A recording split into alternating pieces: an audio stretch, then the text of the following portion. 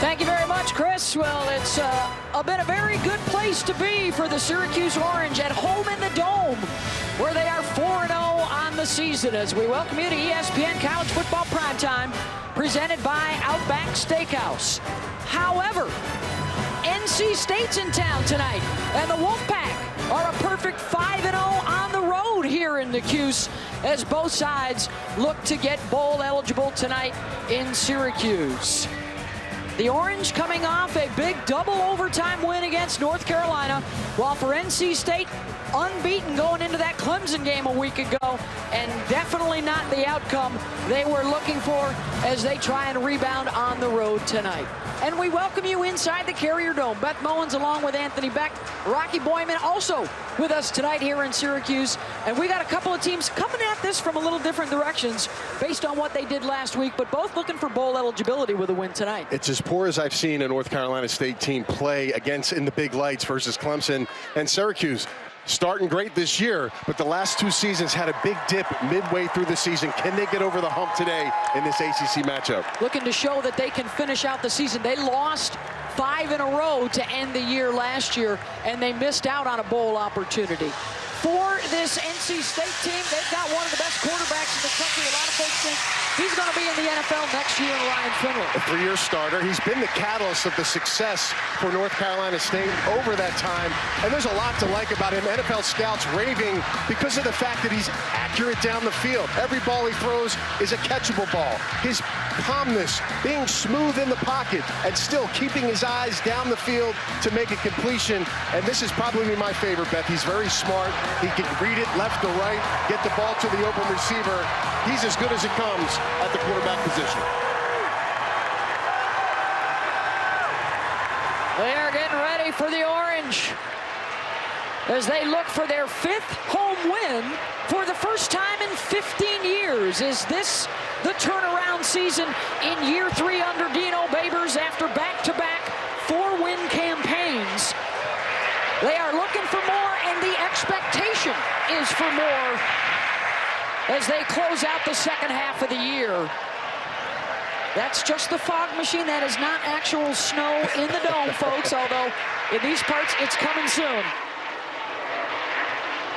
The Orange are building the drama. They're making us wait. They are making us wait. And here we go, the Orange.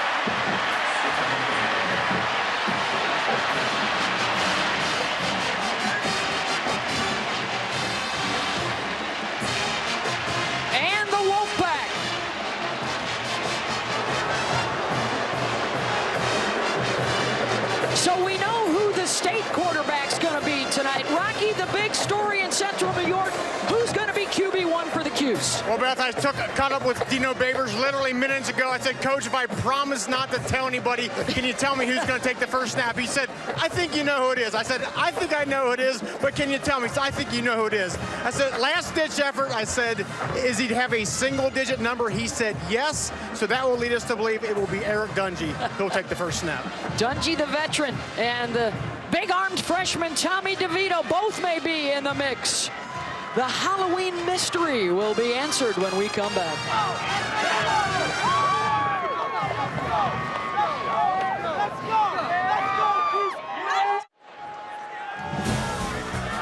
You're watching the ACC on ESPN. Wolfpack 2-1 in the league. The Orange 2-2. Of course, everybody looking up at the Clemson Tigers. They had a huge road win earlier today against Florida State. NC State will receive after Syracuse won the toss and they deferred, so it will be Ryan Finley with the first turn for the Wolfpack.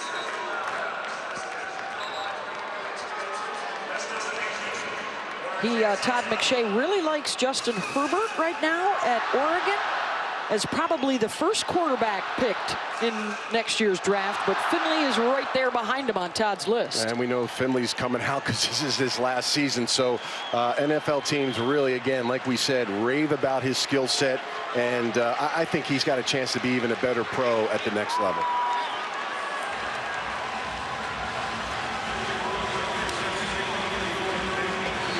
Of course, Herbert still has the opportunity to return to school. Maurice Trowell is the deep man. The punter, Sterling Hoffrichter, will handle the kickoff duties here. Syracuse in the all-blue, State in the all-white, underway in the Dome. And out to the 25 for NC State. And so it will be Ryan Finley, the grad student out of Phoenix, the 6'4", 212-pounder. He's 23 years of age in his 6th season. His 3rd year as the starter. Accuracy is huge. He's definitely going to give you a catchable ball. He does have the answers at the line of scrimmage. That's what makes him so good. And the poise. Watch him in the pocket. He is one of the smoothest operators in college football. Making his 33rd start here tonight. And you talk about accuracy, Anthony. How about to the tune of 68% his completion rate this year.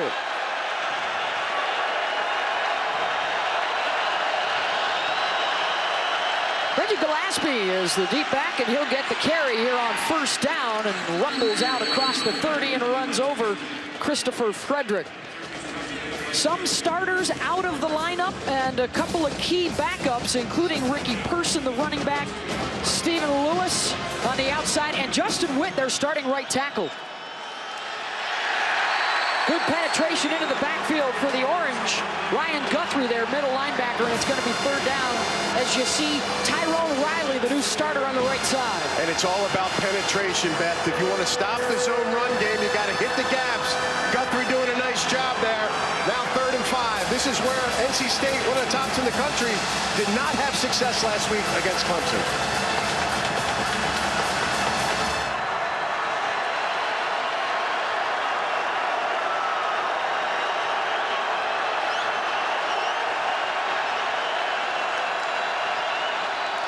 Finley out of the gun, pressure coming, passes away, and it's broken up. 4th down, that was Andre Cisco, the true freshman safety, making the play. He's been one of the more impressive freshmen for this football team, and they love his size. He's a ball hawk, tight coverage, tight quarters. He's one of the best on the team, and they're excited about this young man. Guys, a rare 3-down lineman look from Syracuse, something we've not really seen much this year. They want to really ramp up that pressure package. A.J. Cole on a punt. Sean Riley does have a punt return touchdown this season, but he'll fair catch it here. And Syracuse will have it at the 33-yard line after the 37-yard punt, and it does indeed appear it is the single-digited Eric Dungey, the veteran, the senior from Lake Oswego, Oregon, who is also their leading rusher, but his numbers have dropped in the passing department the last couple of games. Yeah, he's really dangerous, Beth, when he gets outside the pocket. He's got a quick clock. If it's not there early, he will take off. Accuracy issues. Reason why DeVito, the younger quarterback, has gotten in the game is because of the fact that the completion percentage is low.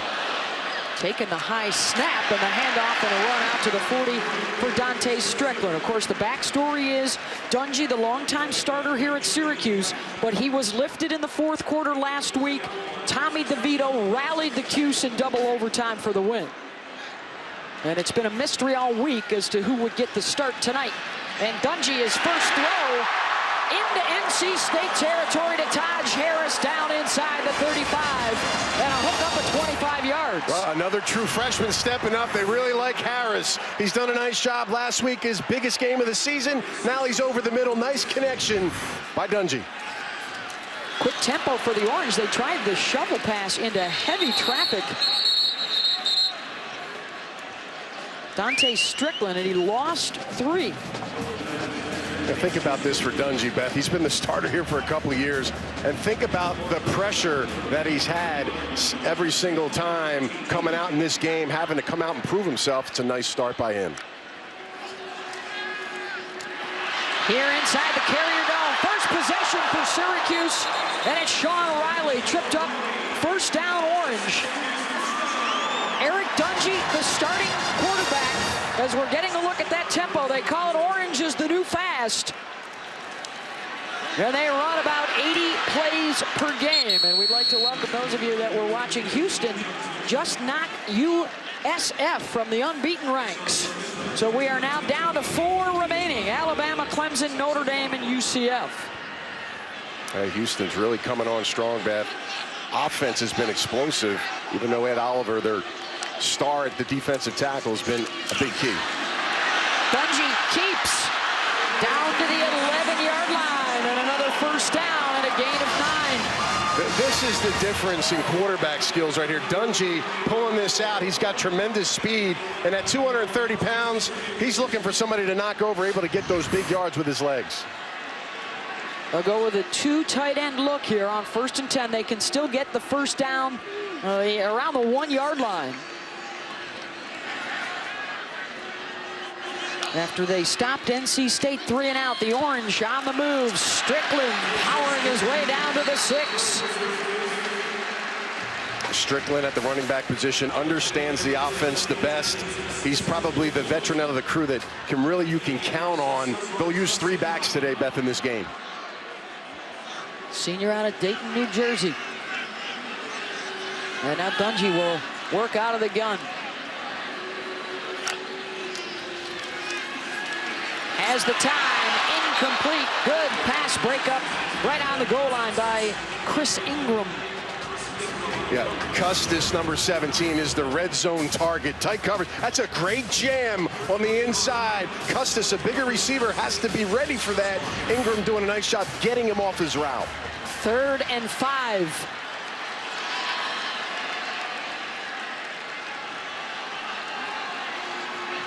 Dungey will check to the sideline. Of course, Dino Babers, an offensive guru, and Mike Lynch, their offensive coordinator. They've struggled on 3rd downs this year. Dungey running into a couple of defenders back outside the 10-yard line. Jermaine Pratt and Dexter Wright got him, and it's 4th down. It's a great job.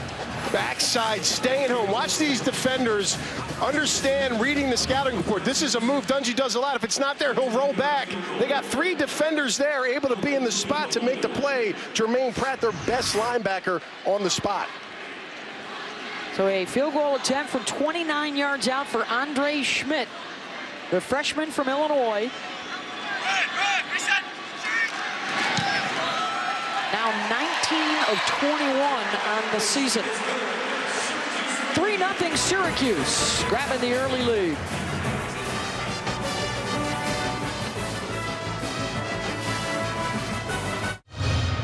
Head coach and starting quarterback talking about that last drive. They got down into the red zone and then had to settle for the 3 and the early lead for the Orange over NC State.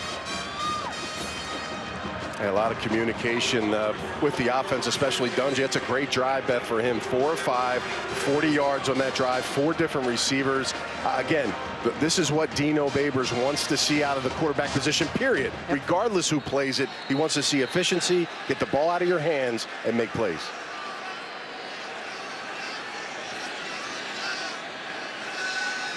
Crowell is back deep again on his own goal line, and that one will go over his head and through the back of the end zone. Let's get to know Ryan Finley. He's a multifaceted athlete. He was a tremendous roller hockey player growing up in Arizona in his younger days. Also a good hoopster.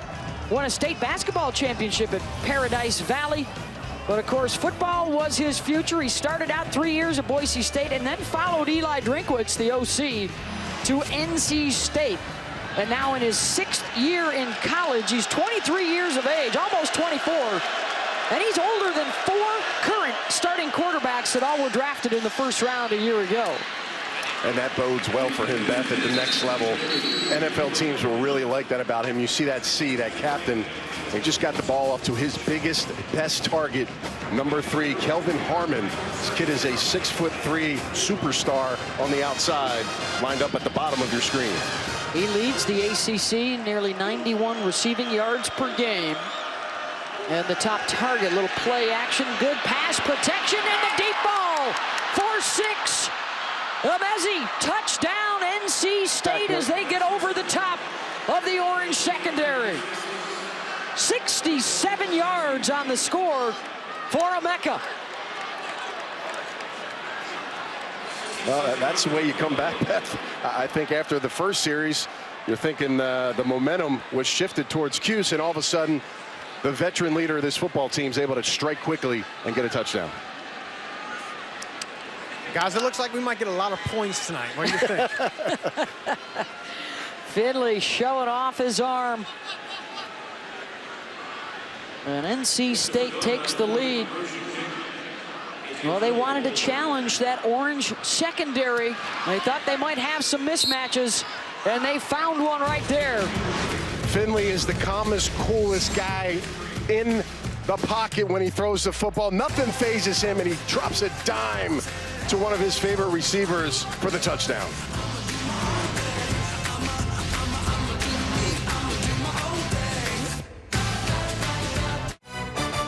ESPN College Football is presented by Outback Steakhouse, where you can go big and go home with delivery and takeout.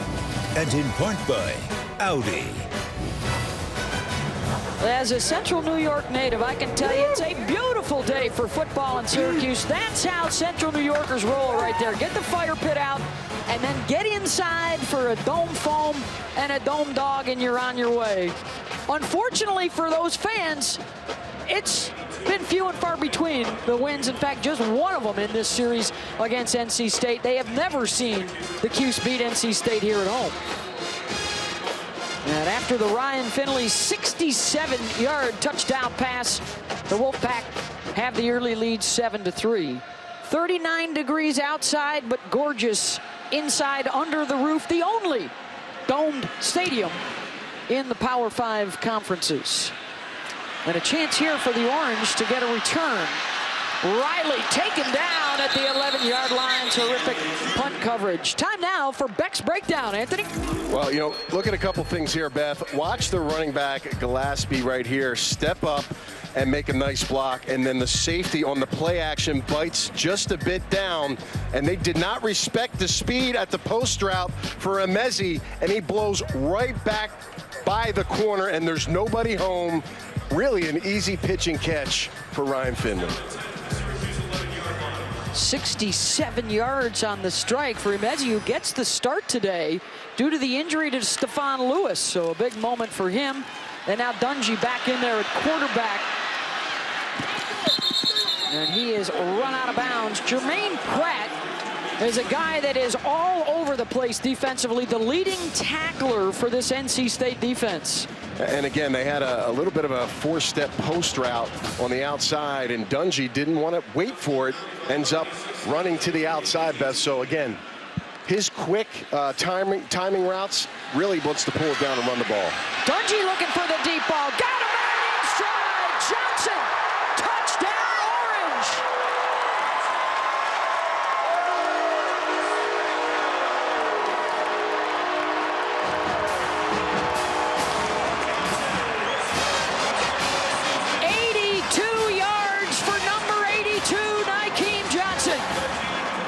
You want to talk about some speed. That's how you beat a corner, one-on-one on the outside. Engel, their nickel cornerback, just could not stay up with the sophomore Johnson.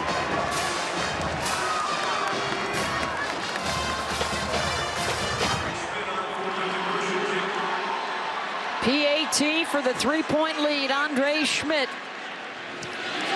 I see you 67 yards, and I'll raise you 82, Anthony. I'll tell you now, Dungey feeling another quarterback down his back. What's he do? He responds. Accuracy on the deep ball, the speed down the sidelines. Nobody's catching Johnson. Everybody's happy. Touchdown, Cuse.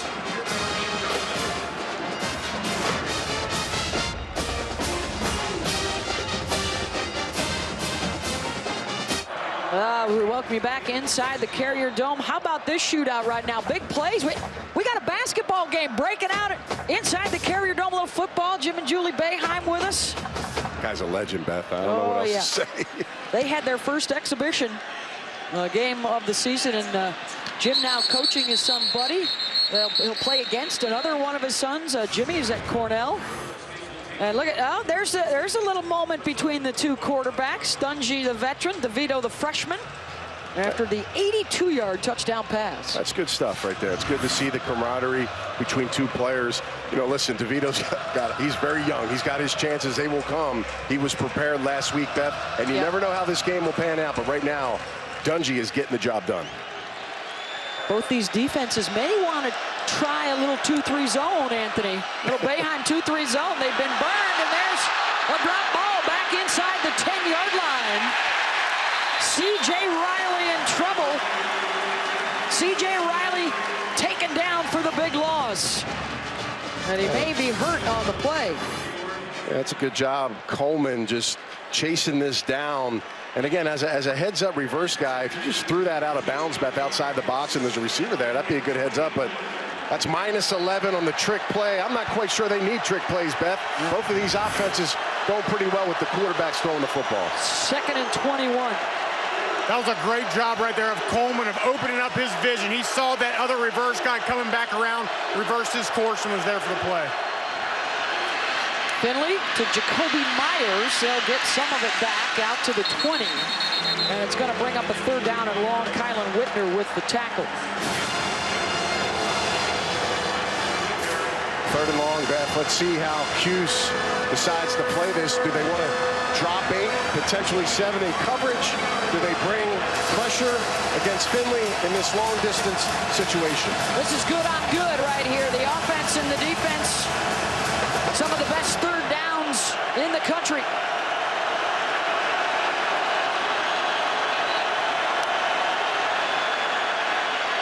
Pressure coming. Finley with time. Incomplete. And it's 4th down, intended for Imezi. And we got a flag down. Number 66. Penalties decline. 4th down. That was against offensive lineman Josh Fed Jackson of NC State for holding. And Beth, he had no other choice because one of Syracuse's best blitzing linebackers, Guthrie, was right there coming up right up the middle, and he was forced to hold him. Syracuse has shown a tendency. They talked to us yesterday about how they love to blitz those backers right up the middle so that the quarterback has them right there in his vision. Yeah, that's most of the pressure you're seeing these days, right in the quarterback's face, because the quarterback wants to get the ball out of his hands, so get that stuff right in his chops. A.J. Cole punts it away, and another fair catch for the Orange at their own 40-yard line and a 40-yard punt. Well, Tuesday night's the big night. Here on ESPN, we'll have the exclusive reveal of the first college football playoff top 25 rankings of the season. It's all presented by Allstate, and we will find out who the top 4 will be in this first reveal. And this, according to ESPN, our stat guys, these are the teams that have the best chance, and really now the only chance to go undefeated, as USF lost earlier today. Clemson right now, the best chance to go unbeaten. Alabama on the bye this week. They've got that huge game down in Death Valley against LSU next week. Notre Dame in action tonight out in San Diego against Navy. And I think we all feel good about probably who the top 4 is going to be. Early on, I'm always interested from 5 to 25 because that gives you a good base for teams that want to try to move up that ranking. Dungey again over the top, and the deep ball complete down inside the 10 to the big fella, 6'5" Jamal Custis.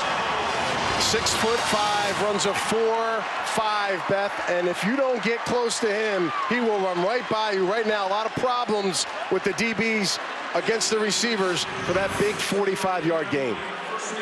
Remember, this is a secondary that lit up for over 300 yards last week versus Clemson. We're seeing the same thing tonight.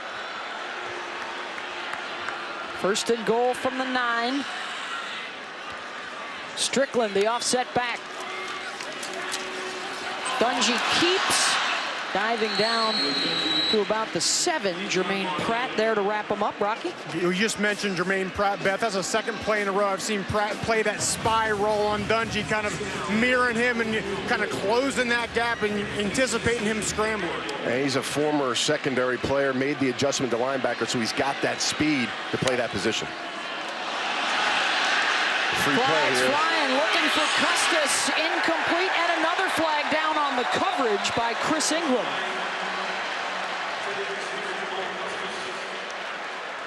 Both would appear to be against the pack here. Just got to stay true to your technique here if you're a defensive back. You don't need to grab and hold. You're in a tight quarter area. You're in the red zone. There are multiple fouls during the play. Offside, defense number 92. That penalty's declined. Pass interference, defense number 15. That foul occurred in the end zone. Put the ball at the 2-yard line, first down. You have that space, Beth. Just get close to him, turn your head, find the football, make a play right there. It's too easy for the official to make that play. You're right, Anthony. This secondary just looks like it's panicking right now, and they need to settle down. Orange are bringing some muscle out there. Yeah. Got an additional offensive lineman to the left, power backfield. They're going to try and run with the rookie Johnny. Touchdown.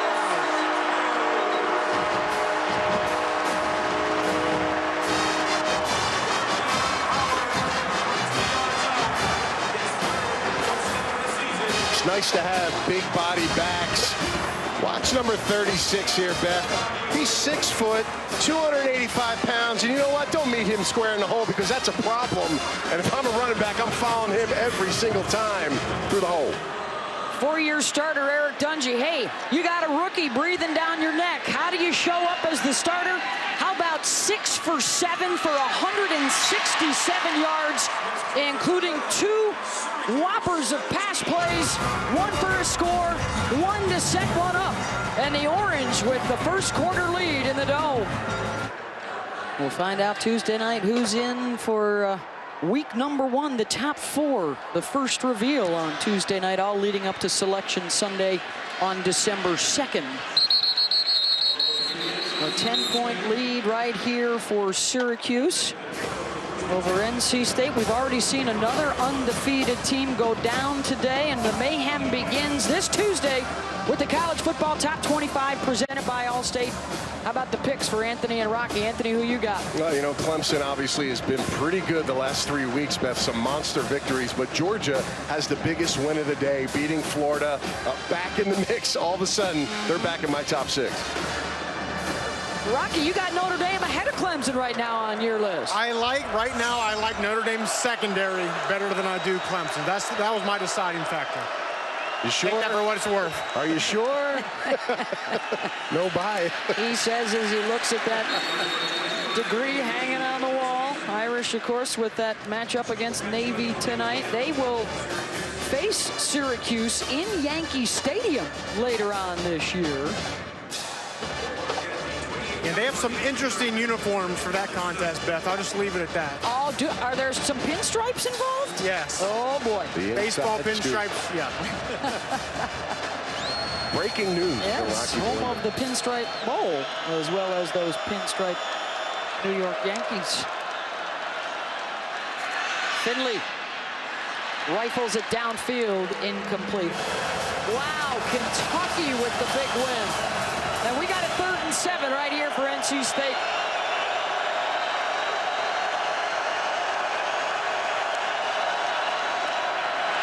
Pressure again on Finley. Ball is batted into the air and it falls incomplete. And it's 4th down. Well, they're heating it up today, Beth. Bringing pressure by the linebackers. 2 guys. We got 25, and then off the edge, we have Armstrong, number 12. And listen, if you got one back, who are you going to pick? You got to take the inside guy, Beth. That backer's the most dangerous. Gillespie decides to go out, and that affected the throw of Finley. That was Kylan Whitner that got a hand on him. 3rd 3 and out in the first 4 possessions here for NC State. 42 yards on that punt, and the Orange will have it right back under 3rd-year head coach Dino Babers. And what a route it's been for Dino to get here. Started out in Hawaii as a player, linebacker and safety, 28 years as an assistant coach before he finally got the head job at Eastern Illinois. Won there, moved on to Bowling Green, won there, and then became the head coach here for the Orange. Back-to-back 4-win seasons. Is this the year that things start to change? They're undefeated at home, and a win today gets them back to a bowl for the first time in 5 years. That's the 2nd longest bowl drought. Start offense number 78. 5-yard penalty, first down. In Power 5. You got to respect him because of the route he took to get to be a head coach. Paid his dues along the way, understanding that the assistant coach route, learning the positions, receivers, defense, offense, and now having success at 3 spots as a head coach. Just a phenomenal road for Dino Babers. Dungey out across the 40 to Sean Riley. Rocky? Guys, you're talking about Dino Babers, one of my first years calling games. I go up to Eastern Illinois and meet this brash coach named Dino Babers, and then inside his office was one quarterback named Jimmy Garoppolo. That was for the ages there. He's worked with some good ones. Incomplete on that throw, but he put it all behind Eric Dungey, and it wasn't an easy decision considering how well Tommy DeVito played at the end of the game last week, winning in overtime. They said, you know what, I'm still going to go with the guy I think gives us the best chance to win. Yeah, and listen, he kept saying all week, I have 2 really good players, 2 good quarterbacks. It's a good problem to have. Regardless, it puts pressure on both guys to perform. 213 yards of total offense for the Cuse. They'll give some back there. Andreas Bryant and Isaiah Moore, number 41 in white. He's got a bright future for this Wolfpack defense. And a little pressure there, a little pressure package on second down, trying to mix it up right now, trying to cause confusion. Strickland, pretty good back, picking up the pressure, misses it, and pushes back this Cuse offense. They need to get out to the 42-yard line for the first down, across midfield for the first down. They're looking that way, and they'll get it. And then it's knocked loose as they came crashing to the turf. Jarius Moorhead with the breakup, and it's 4th down. Good job by Moorhead. Listen, these DBs, you better be on call and get to the football. To me, that's a little late, Beth. Very fortunate there that he's able to swing through and knock that ball away. Yeah, he was a little bit late, and they were really disguised and showed a cover 3 look, and then at the last second spun to a 2-deep look, and he was able to knock that ball away. The receiver thought he had a wide open seam route. Dino Babers talked about shots. Well, they're taking their shots today. This is the offensive look that they're trying to get week in and week out. Richter with Thayer Thomas, the fair catch at his own 20-yard line. 4:02 to go here in the first, a 10-point Cuse lead.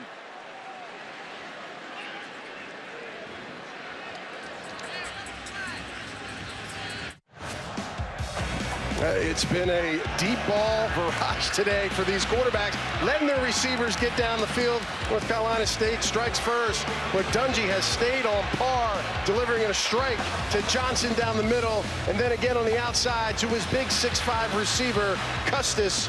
This has been an offensive explosion early on, Beth. Expect a lot of points. 24 already to start this first quarter. Something in the air tonight. The 2 sides have combined for 265 yards passing. This is already NC State's 5th possession. And we're only 11 minutes in. They're going to run it. Gillespie for a couple. What you got for us, Chris Cotter? Got a quarterback that's kind of like Eric Dungey. His name is Nick Fitzgerald, playing for Mississippi State. Over on ESPN, he finds Stephen Guidry here. And the Bulldogs have opened up on top of A&M, 7-0, guys. Well, Chris, back here inside the dome, that is starting tailback Reggie Gillespie.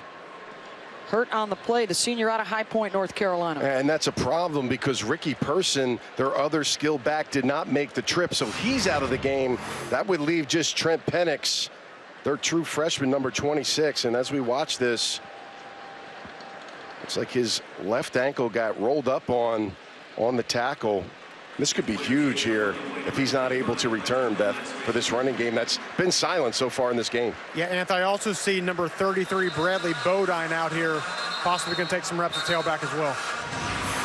He's got 16 carries on the season. Penix rarely used. They have 0 rush yards currently in the game tonight, and just 81 total, and it is Brady Bodine, the grad student from Camp Lejeune, North Carolina, who is coming on. They'll work out of the pistol here on 2nd and 7. Pressure coming up the middle. Again, hit as he threw it, Ryan Finley. So the challenge, one of them tonight, Anthony, for this defense was, can they get to Finley before he can even get that quick release out? And the last couple of weeks, Syracuse has mixed up pressure downs on first and second down. Again there on second down. They better start picking up protection or having a quick route, or Ryan Finley's going to have a long day on his back. Guys, this is the most I've seen Ryan Finley hit all season. He looked a little gimpy getting up after that last play.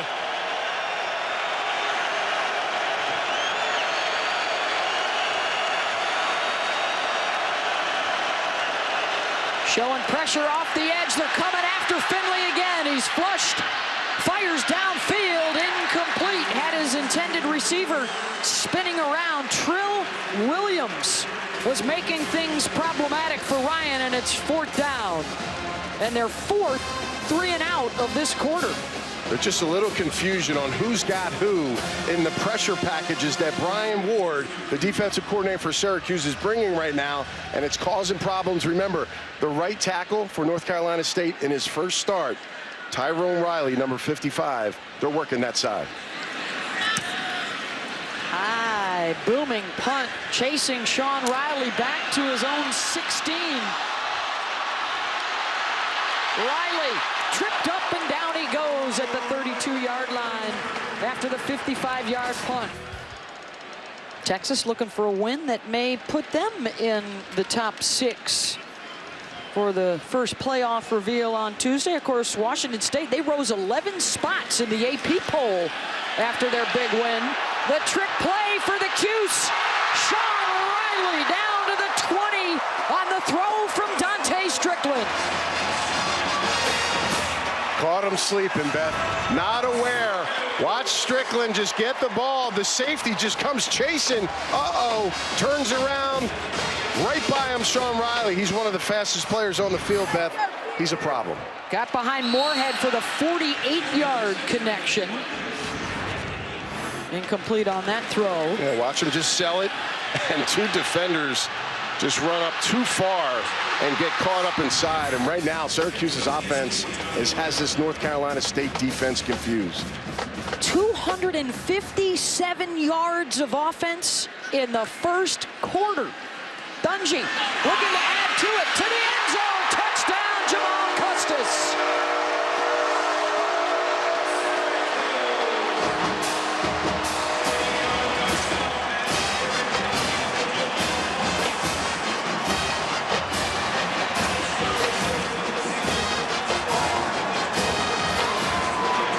It's all about matchups, Beth.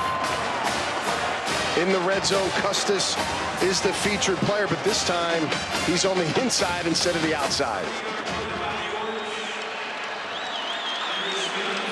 The Orange have scored on 4 of their 5 possessions to open the game. And it is 24-7 with 2:39 to go in the first.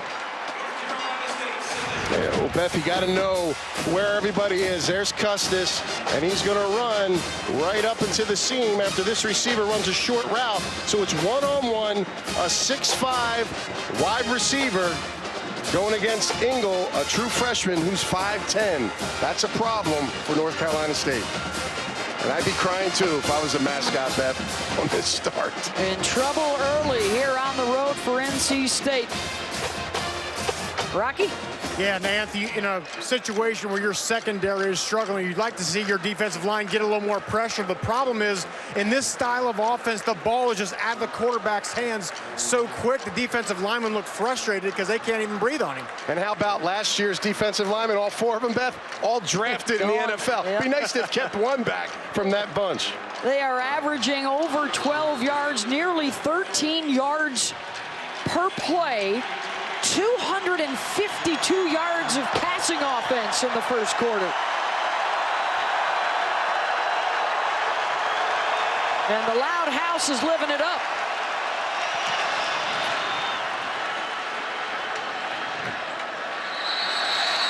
Another touchback out to the 25. Well, this season, Taco Bell is celebrating student sections and passionate fans just like these by awarding the best student section of the year. The Syracuse Orange student section is already on the national watch list. Go to ESPN.com/Taco Bell to see how your school can compete. Dorn is not happy. He doesn't want to see what happened last week again happen on the road versus Clemson. This offense has to find ways to stay on the field, Beth, and create first downs. Already for Syracuse, 5 plays of over 20 yards. And for NC State, the one big play, the 67-yard touchdown pass from Finley to Imezi, but they have not been able to get anything going to help out on the ground. Yeah, balance is always key for any quarterback. And right now, it looks like Gillespie is back in the football game, which is good news, but they got to create some type of running lane for him to get some yards. Again, coming off the disappointing performance, a 41-7 loss to Clemson, and now taking a big punch early on the road tonight. Flag is down, and a whistle before the start. Offense, number 11, 5-yard penalty, second down. And that's a false start on a receiver, Jacoby Myers. Dave Dorn, the first thing he said, keys to the game tonight, we can't let Clemson beat us twice. Yeah. We have to be focused and ready to execute. Turn the page, right? That's the biggest thing. 18, 19-year-old kids trying to get them to dial in and focus in and believe in the process. Right now, not a great start for them. After the 5-0 start, trying to avoid a second straight loss. Syracuse has been bringing heat all night. And the pass complete out across the 30-yard line to Kelvin Harmon. And that's what you have to do. If those linebackers are going to be blitzing like that, the open area of the field is that middle of the field. That's where they've got to hit them. 3rd and 3. This is a manageable position here for this offense. Cuse has heated it up here the last couple 3rd downs. Let's see if Ryan Finley has a plan.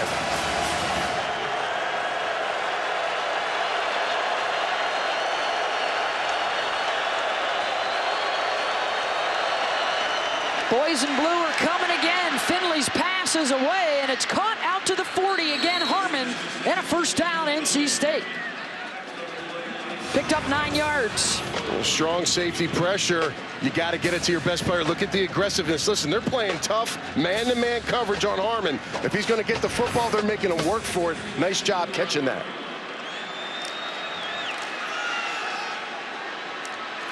Caught on the outside for a 6-yard gain. Imezi. Scoop Bradshaw was there defensively. See if they'll run another play before the end of the quarter. And Finley's going to go with the empty set here.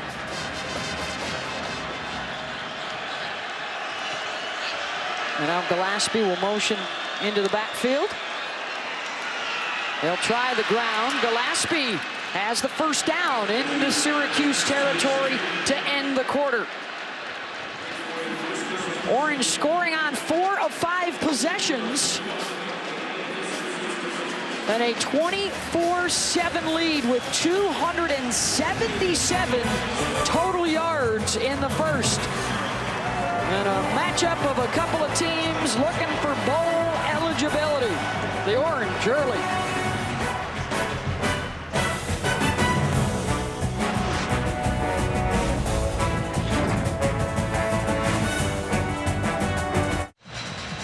Now in his 3rd season, the 24 points in the first quarter, the 2nd most for a Syracuse team under Dino. As we welcome you back to ESPN College Football Primetime, presented by Outback Steakhouse.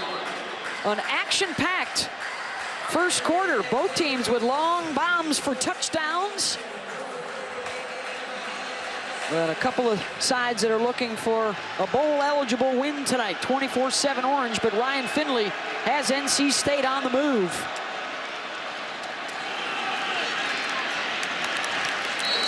Short gain for Gillespie. How about the pressure from Syracuse tonight? It's been a barrage. 2nd down, 3rd down, hits on the quarterback, safeties, linebackers, anything they can do to disrupt him and get his timing off. And right here, watch his eyes in his face. He's not really feeling it on that one.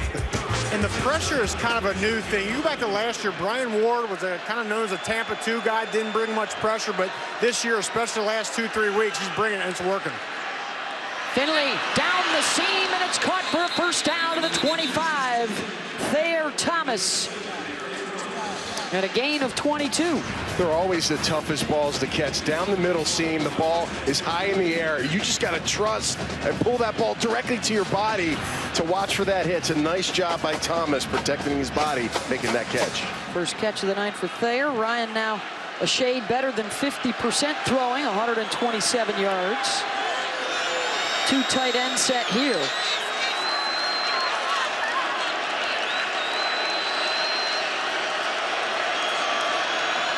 Meziu has a touchdown catch already down to the bottom of your screen. They're going to run it the other way. Gillespie, the cutback, picks up a couple. Kendall Coleman with the tackle. Anthony, how about my man, number 65, the center, Garrett Bradbury? He is so quick on that outside zone sort of action. He can get out there and reach even all the way out to a 2 technique. Very impressive. You know why he's so fast, Rocky? Because why? 3 years ago, before he started, he was a former tight end. Oh, here we go, Ben. 250 pounds. That's where the athleticism. Thank you for teeing me up on that one, by the way. You're welcome. He's on the Remington watch list. He's one of the best in the business right now, making his 33rd consecutive start tonight. On 2nd and 8, that'll set up a 3rd and short. It's Thomas once again. And a gain of 5, Rocky. No, just to add one more thing on Bradbury. I talked to a couple NFL scouts here before the game, and they asked me who I liked, and I was telling some names, and they said, what about the center? What about Bradbury? They love this kid, love how he plays. Along with Prescott and Tyler Jones, maybe the best left side in the ACC.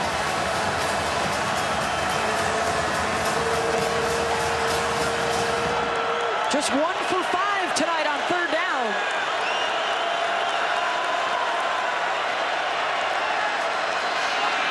Gillespie right behind Bradbury. First down, NC State. And they didn't bring pressure, Beth. Softened it up a little bit. And it was really an easy block. Look at this hole right here. Nobody's there. All the backers flowed to the opposite side. And that's about as easy of a first down North Carolina State may get today.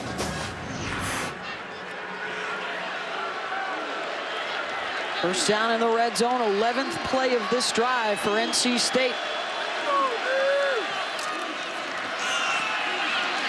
More Gillespie to the 10. Ryan Guthrie wrapped him up. And it's important to keep the run game a part of this. It's early in the game. They're down big, no question. But you got to stay within your offense. You got plenty of time. But if you're just going to let Syracuse's defense just keep coming at you with no run game, they're going to take advantage of it. So nice by Drinkwitz, the offensive coordinator, hanging on to it a bit more. Gillespie goes out. It's now Trent Penix in the backfield. Remember, no Ricky Person in uniform tonight. And they will use Penix. The Orange able to stretch it out and run him out around the 7. Going to be 3rd down and a few. Pretty good team speed there by Syracuse. Coming on outside, a lot of blue jerseys chasing that ball down. Again, 3rd and 5. We've seen pressure the majority of the time. Now tight in the red zone. Going against one of the best offenses on 3rd down. Can they get a stop? Ryan Finley hasn't missed on this drive. 5 for 5.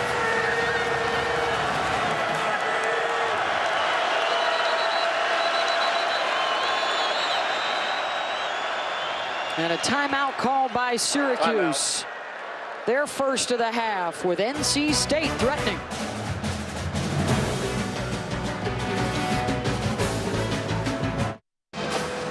How do you keep those up-tempo offenses off the field? Well, you hang on to it yourself for a long time. Over 6 minutes for NC State with the 13th play of this drive, and Finley's been terrific. They're 5 for 5, Beth. And they have to come away with either a first down or a touchdown here to stay in pace. But sometimes your best defense is having a good offense, and this has been a good example of it.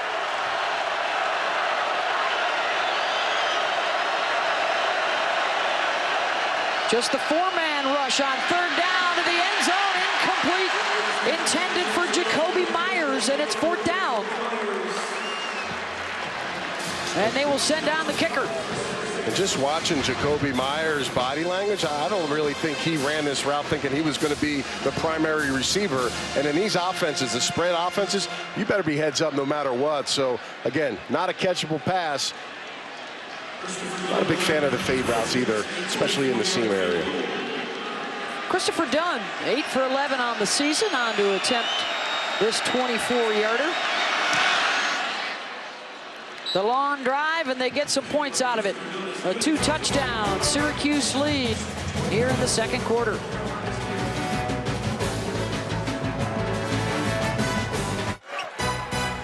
ESPN College Football, brought to you by Goodyear, hardworking tires that deliver blimp-worthy performance.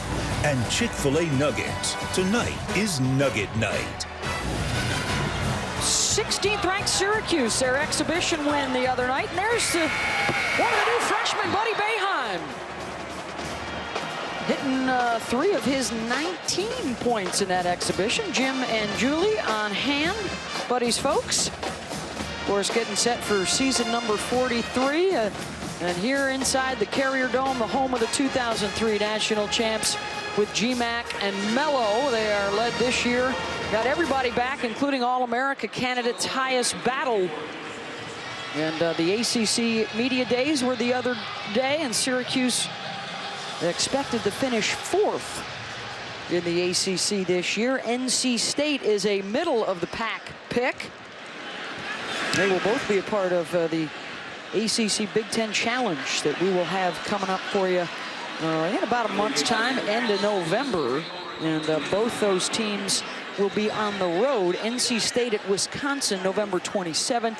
Syracuse at Ohio State, November 28th. Basketball season is upon us, and one of the jerseys hanging from the rafters here. This is, of course, the home of both the basketball and the football team. And the SU women also play in here. Quentin Hillsman's club expected to be very good and very competitive nationally this season. We are 20 minutes into this, and this is our first look now at Mo Neal in at tailback, and the pass incomplete. Dungey looking for Riley. Chris Ingram had the coverage. Dungey's been on point, Beth. I love guys that respond to adversity. I don't know if you call it adversity, but there was some pressure at the quarterback position all week. Nobody was named the starter. He comes out and, again, leads his football team, and he stepped up and had a fantastic start to this game. Already over 200 yards passing and 2 touchdowns as the redshirt freshman Tommy DeVito looks on. He came on in relief of Dungey last week. And Syracuse team, Dino Babers was telling us, was looking for some big plays. They've got a bunch of them already. And the 2 long touchdown passes.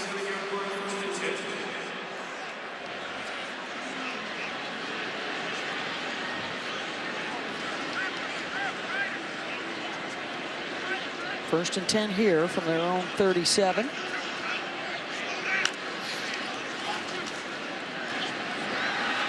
Quick hitter to the outside. The catch is made by Taj Harris. It's going to bring up second down and long, Rocky.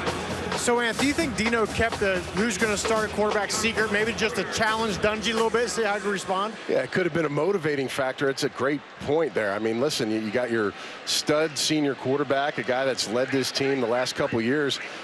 Maybe he just put him on notice to say, listen, you know, we need to see better. You're our leader, but you got to come out and respond. And he's done it so far. Dungey will tuck it and go with it, and it's going to be third down and about 4. Eric coming into the game tonight, 3rd all-time in touchdown passes, 4th all-time in Syracuse history in passing yards. Well, NC State has to find a way, and if I'm NC State, I'm going to find a way to go in the number 10. Riley is a fast slot receiver. He's hard to really cover one-on-one. Look to him to be a potential option here. Headed his way, and outstanding defense from Moorhead to bust it up, and it's 4th down. It's a nice job by Moorhead. I'll tell you, short receiver, a lot of quickness, short, quick twitch. This is not an ideal matchup, but he stays with him and knocks the football down. That's a nice job, and I think a defense needs to get off the field. NC State doing it right there. Thomas will be back around his own 10-yard line here. The punt from Sterling Hoffrichter, the junior from Valrico, Florida.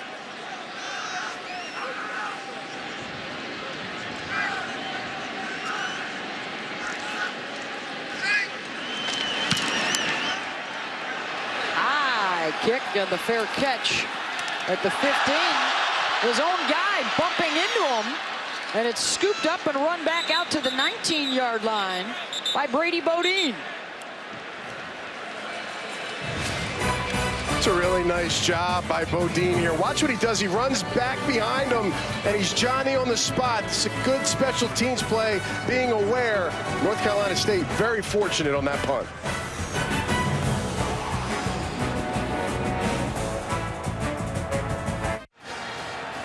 Now the ESPN app, now with ESPN Plus. Get more ESPN and download now. So NC State, actually they're going to spot this ball back at the 9-yard line because of the fair catch that was called. That's where Bodine scooped it up. 1st and 10 there for NC State. On the boot. And a big hit to knock the ball loose. Andre Cisco, the freshman out of Valley Stream, New York. You really got to like this true freshman, and he does a perfect job of leading with his shoulder on the ball there, making a nice play. To Mezzi, who again doesn't feel him coming, comes downfield like a heat-seeking missile and makes a big play. 2nd and 10.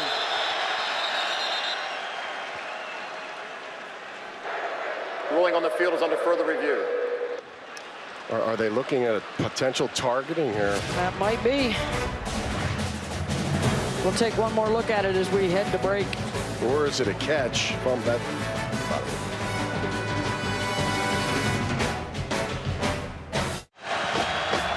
After they reviewed it, no targeting called, so it's 2nd down and 10. 5 DBs out there right now for the Orange defense. Finley out of the pistol. They'll run it with Gillespie, got a couple, ran into Whitner and Guthrie, and it's 3rd down. Well, they had numbers in the box there, Beth, but nobody got to the 2nd level to block the linebackers here. Good job by Syracuse being on the spot, making the tackle at the point. Just 24 yards rushing for a top 10 rushing offense here in the 1st half. Most reliable receiver, top of your screen, Kelvin Harmon, one of the best in the ACC.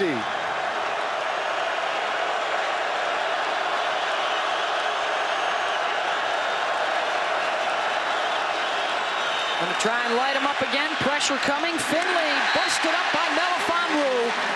Intended for C.J. Riley, and it's 4th down.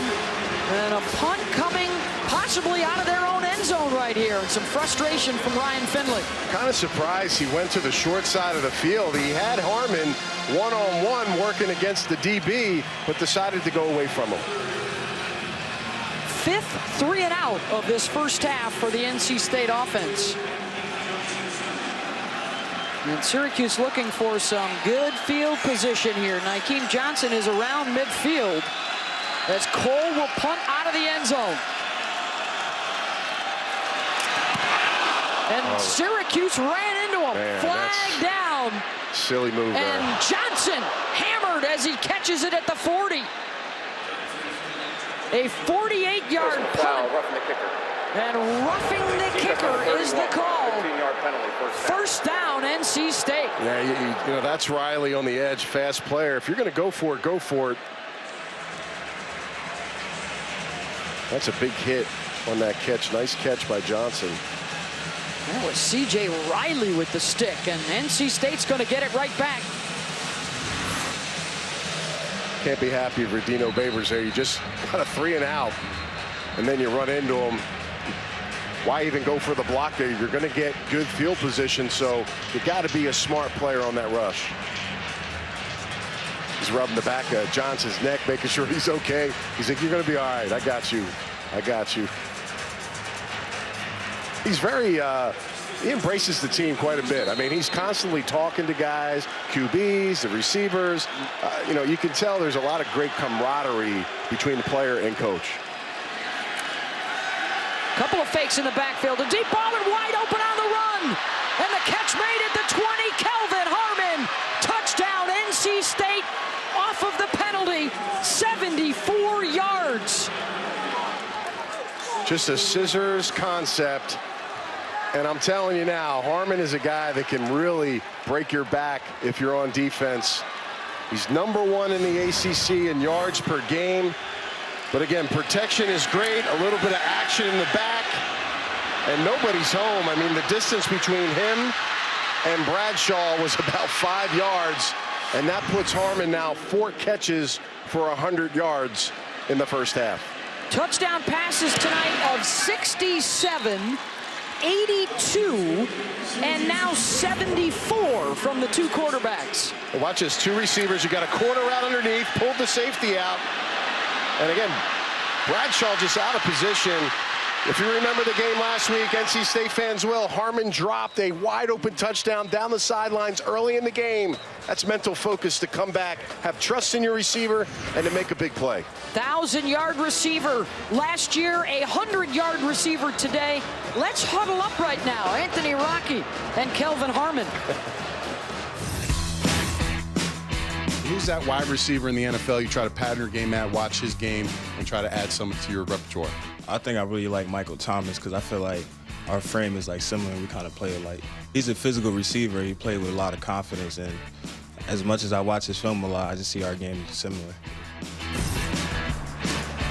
We had some good fun with it, and Beth, you know, we were told he doesn't smile or say much. We were able to get a couple smiles on it. And before people beat me up on Twitter, that is a scarf. It's a little chilly, and I was catching a cold, so that's what I was wearing there. But I'll tell you what, Harmon is a factor. He's a big-time player. He looks a little bit like Julio Jones if you just kind of look at him real fast. Outstanding player. He wears the same #3, right, that Michael Thomas wore at Ohio State? Yes, he does. The preemptive turtleneck social media strike from Anthony Becht. Fighting through the cold today, folks. He's a trooper. Rocky? Anthony, you are so lucky that you did that preemptive because I was getting ready to crush you. Come on, man. I was getting ready to kill you. I live in Florida, brother. I don't look at, oh boy, look at this. And it's also pushing my neck up a little bit, so it's making me a little heavier there. So folks, I'm not that big, and the jaw area is normally not that thick right there. Keeping his voice box warm. Okay, I got about 9 gallons of tea up here that I've been drinking throughout this game.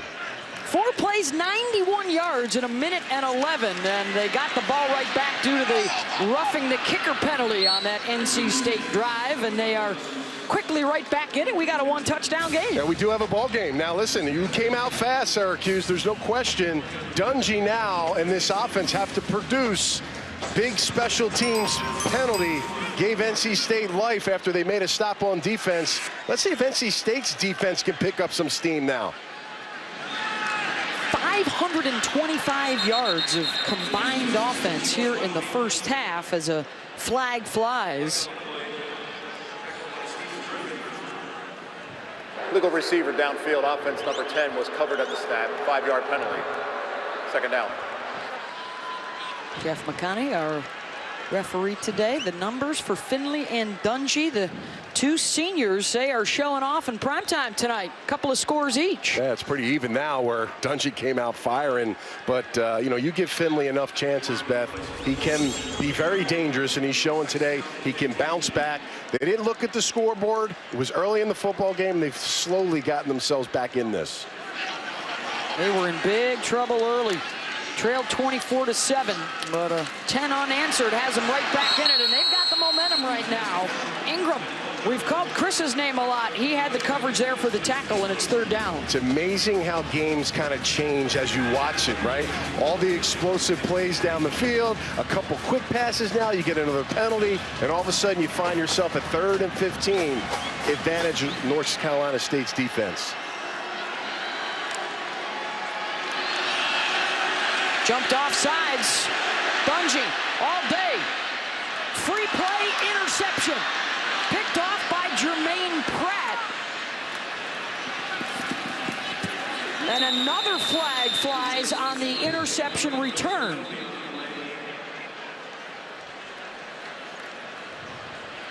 Hey, he had a free play there.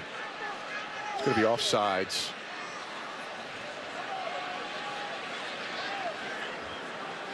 Looked like it might have been Ali McNeil.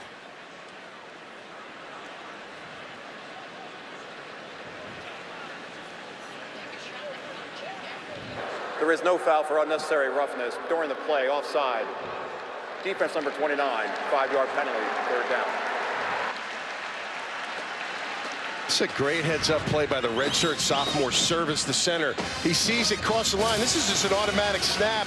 Didn't go on the snap count, and just a heads-up play, free play by Dungey, tries to make something happen, but he knows that was offsides. Good heads-up plays by both of these guys. So now it's 3rd and 10. They need the 35-yard line for the first down. Mo Neal is the offset back. Cuse hasn't converted a 3rd down yet. Dungey gonna try and run for it. It's a foot race, and NC State will win it. Jarius Moorhead taking out the quarterback, and it's 4th down. Moorhead was just in the slot covering a small receiver. Well, when he has a free run downhill at 220 pounds, you better get ready for him. Dungey's a big guy. He's got big pipes for a quarterback. But when you got a downhill safety weighing 220, that's a problem. Big hit by Moorhead. And that big hit really gave some juice to this NC State sideline here. It's really the first time we've seen it on defense tonight.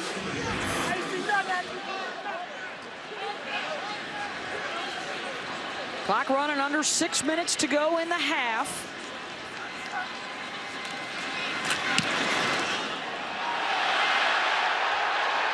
Thomas with the fair catch at the 27, a 41-yard punt. The boos you're hearing were the collision with the Syracuse punter, but there was no flag. Yeah, watch it. The player may have gotten pushed in. Get hard to see from that angle. It appeared that was the right call. And right now in the driver's seat in the Big 12 with their win earlier this year over Oklahoma. Wow. On the run, the catch is made down inside the 35 and hauled down at the 30-yard line. Harmon again having a huge first half. Melifonwu was going to get up in his face. Well, this is not a favorable matchup anymore. Tries to grab him. That's excellent concentration by Kelvin Harmon with the pull jersey to find that football and hold it and bring it down. He's lucky. Melifonwu caught his foot. He was going for 43 yards on that catch.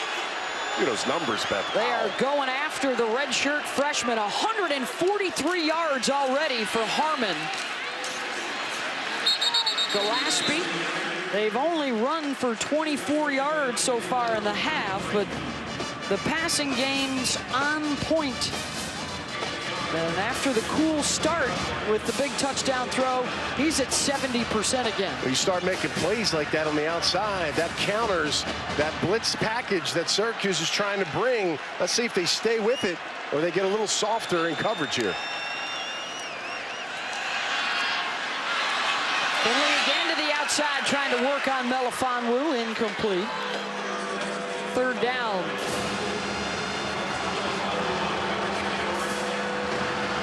And the home crowd trying to rile up some support for the Syracuse defense.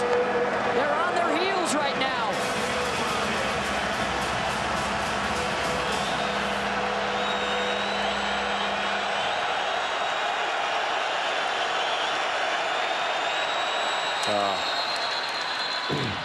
That's Chris Slayton. Offside, defense number 95, unabated to the quarterback. 5-yard penalty, 3rd down. So now it's 3rd and 3 for NC State. Chris Slayton, probably the most experienced defensive lineman on the football team. 37th start today. Very unorthodox for him, but again, changes everything now on 3rd down, Beth. We're 3rd and now a manageable 5. Jacoby Myers, number 11. He's the inside receiver right here. He's been a little quiet. Let's see if he can get himself open for a first down.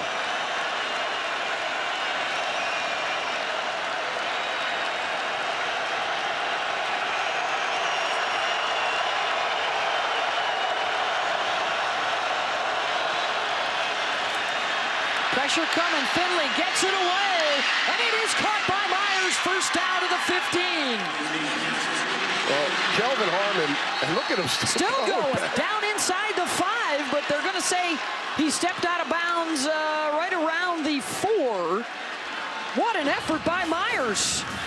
And they're going fast tempo, a gain of 20. Yeah, that's a great job. He mistimed his jump, but he's still able to bring it down. An excellent job. He's out of bounds. Going on the field is under further review. Yeah, regardless, he's got the first down here, but this is just a heck of a job. A defensive back going over top of you. Kelvin Harmon was not in the game. He's 6'2", 202 pounds, and it's too much on tape. He's been the most active receiver, Beth, catching footballs. Yeah, right there. Yeah, looks like his... Is that the 14? But that is still first down yardage. He's #1 in the ACC, Beth, with 7.6 receptions per game. He missed the opener this year. He's been pulling those catches in at a very high rate. He's got a couple now. On 5 targets, it's 1st and goal. And it is another long drive, chewing up a lot of clock. We're back on their own 27. And Beth, to your point, everyone talks about how hard it is on a defense with an up-tempo offense. I'm here to tell you, getting slow bled like this, where they're just picking up first downs, that's equally, if not more tough and demoralizing on a defender. Kind of like Rocky taking the hits from Apollo, 15 rounds, slowly just pounding away. It's become a very physical game right now. And, you know, I got to give credit to North Carolina State. I mean, you get shocked like that early on in the first quarter. A lot of things can go downhill. Last week, they got blown out by Clemson. Leadership by Finley, keeping it going, able to get some plays off of some penalties by Syracuse late. All of a sudden, you got a chance to get back in this football game. They were down 17, and now a chance to tie it up. If it is indeed at the 14-yard line, it would be a 10-yard completion, Finley to Myers. And that's what you get out of a 6-year quarterback like Finley. He never once down here on the sideline, when I looked toward him, never once looked panicked, never looked flustered at all. He knew they continue to just run this offense the efficient way they've been all season. They could stay in this game, and they are. The ruling on the field was down at the 4-yard line, but our replay showed him sliding his foot out around the 14. After further review, the runner was out of bounds at the 14-yard line. Please reset the game clock. Please reset the game clock to 4 minutes and 24 seconds, 4:24 on the game clock. The clock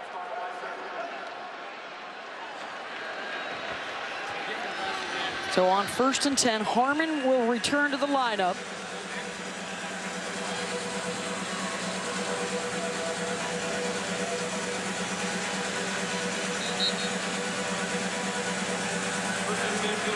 And so is Gillespie back in the backfield. Syracuse will mix it up. They got Bradshaw at the top, guarding Harmon. Finley's looking that way. Into the end zone, incomplete. Emezi. 2nd down. That's a good job switching it off here. Bradshaw coming back. Again, almost a perfect throw. I'll tell you what, guys, Finley took another big shot on that play. Again, the more shots I've seen him take in a game all season. And that definitely adds up, Beth. Every single time a quarterback takes a hit, and we're only in the 2nd quarter. That one was from Ryan Guthrie. He's back down to 50%. His completion rate well below his average. But he's got him on the move right here, looking to tie it up. And they'll run it up the middle with Reggie. And here comes another 3rd down. State is 3 of 9 today.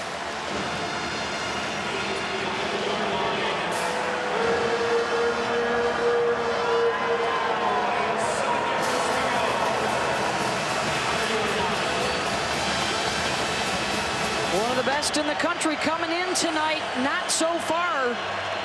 And a carryover from their Clemson game last week.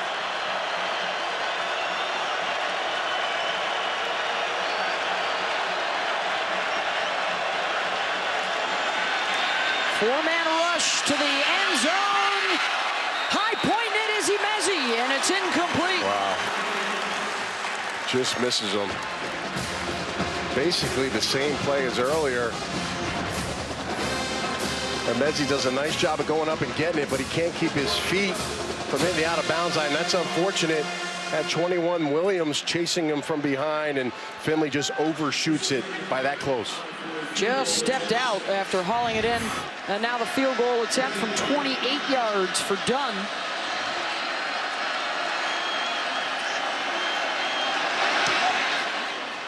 And Christopher is 2 for 2.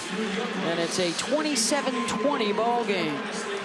Well, tomorrow at 10 Eastern on ESPN, it's Sunday NFL Countdown presented by Snickers. And before Aaron Rodgers and Jared Goff were in the NFL, they were both quarterbacks at Cal. We'll find out what they like about each other and a behind-the-scenes look at that Minneapolis Miracle as it's a return matchup for Minnesota and New Orleans. That's all coming up on Sunday NFL Countdown. Look at this loaded package here. All the players from last year's team, most of them being defensive linemen. 4 defensive linemen drafted from the 1st to the 4th round.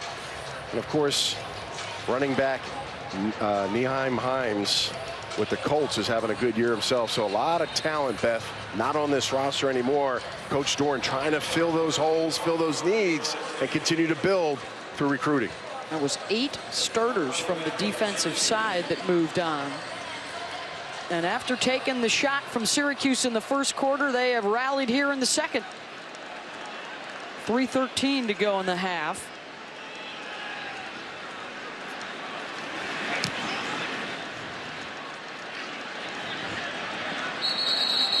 Fair catch was made inside the 25. They'll bring it out to the 25. And we've got a quarterback change to talk about, Chris, as Tommy DeVito comes on, and the handoff to Mo Neal. The Orange scoring on 4 of their first 5 possessions, but back-to-back punts, and now DeVito will come on. Yeah, Bosco Prep, this young man came out last week, 5 minutes left in the game, and took this team to a victory. And that's what he does well, right, Anthony? He can sling it. First down across the 45. Yeah, his deep ball's phenomenal. He's got great touch. Preps like a starter every single week on top of it, but we do have only a small sample size. They see it every day in practice. Let's see if he can continue the hot streak. 3 touchdowns last week against North Carolina. A lot of contact heading down the field, and Tim Kidglass was right there with Taj Harris every step of the way, and we got a flag down. 15-yard penalty, first down. PI, Rocky. Guys, the other thing you notice down here on the field with DeVito, the ball comes out of his hands so quick, got a really quick release. I was watching him in warm-ups, and then this series he's been in, seeing the same thing. Sounded like Rocky. Were you running to try and keep up with the offense here? You were huffing and puffing down the sideline. I'm doing my best, Beth. I ain't the athlete I used to be. All right. Oxygen, oxygen. Bodies tumbled. DeVito will throw it away, and Rocky almost made the catch. How about that? I told you I wasn't the athlete I used to be. You didn't have to show America, Rocky. Well, let's take a look at Tommy DeVito. Yeah, the deep ball was on the money. I mean, this kid came in the game in the 4th quarter, 5 minutes left, and just lit it up like he'd been playing the entire game. There's the game winner right there. Just an amazing job by him coming in and filling those shoes. This kid was prepared. He's ready, and he's leading them down the field right now. Again, may or may not be permanent because Dungey looked pretty good in the first quarter tonight. That's Nykeem Johnson. How about the leg work and can he high point this? Rocky getting up. That's that credit card vertical jump he's got there. Could slide 3 credit cards right under those feet. That was his combine jump right through his hands. Come on, you got to pull that down, right? Hey, I got a microphone in one hand, a chart in the other hand. Come on. You know what they say got dress about shoes excuses. on, you know, look at these. They're Cole Haans. They're sneakers for crying out loud. Looking at the linebacker that he once was. Yeah, that's the thing, you know, just ain't the guy I used to be. You know, it's just one of those deals. The Ginger Ninja. I feel you. Here goes DeVito again on 3rd and 4, and he's in trouble, and he'll heave it out of bounds. So NC State, after taking a couple of hits, responding there to DeVito. So you see the difference, Beth, right? When you got a guy like Dungey, he probably would have been able to spin around Oh, and they throw the late flag. Sorry, Anthony. And get out of that. Yeah. Lost it down at the spot of the foul. 4th down. And then you have a quarterback like DeVito that wants to hang in the pocket and let things happen. I asked Coach about that, how you weigh that on those situations. Right there kind of shows itself a little bit, throwing it out and then getting the intentional grounding. So, minute 40 left, Beth. Opportunity now for NC State. Picking up momentum with 3 timeouts left to potentially drive it down the field. And this ends up costing them 16 yards. Thayer Thomas back at his own 10. Quarterbacks in the first half have been carving up the secondaries. Both Dungey and Finley averaging over 22 yards per completion. And NC State a chance to run a little 2-minute drill here with 1.5 minutes to go. Well, earlier today, Clemson still continuing to show out. That's the worst home loss for Florida State. Clemson just mauled them. They are in control in the ACC. Georgia winning the cocktail party today over Florida. So they still have the upper hand in the East with Kentucky and Penn State getting a big day from Trace McSorley. They beat Iowa. So now it's Northwestern in the Big Ten West driver's seat. And Clemson may have to thank Syracuse for waking them up, because since that game, they've been ripping through the ACC, winning by a huge margin each in the last 3 weeks. They've had a couple of long drives to score some points, and the run for a first down, Gillespie. Can NC State do it again? 90 yards away. Now this is where you have a premium deal here on offense, with Finley being the quarterback, time running down, understanding the situation, being able to run this. Boy, that's a good effort from Reggie Gillespie. He appeared to get hurt the play before and hustled to get back in the backfield. That's 2 shots in a row he just took there. Going to take a timeout after that one.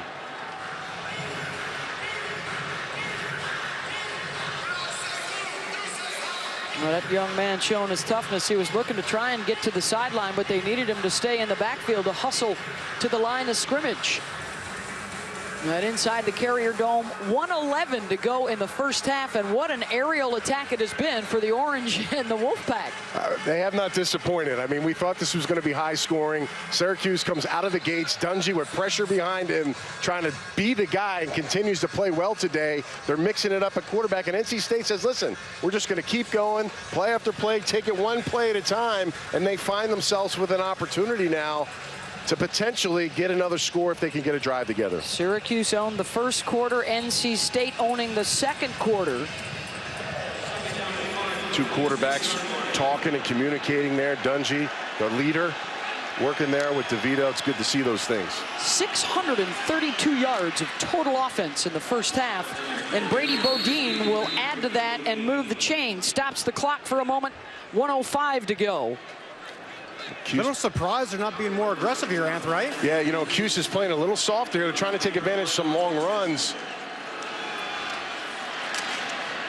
Well, perhaps trying to set up that Syracuse secondary. Finley already has touchdown throws of 67 and 74 yards. Well, this week on ESPN's Monday Night Football, Tom Brady and the New England Patriots are in Buffalo to take on the Bills. How about Brady?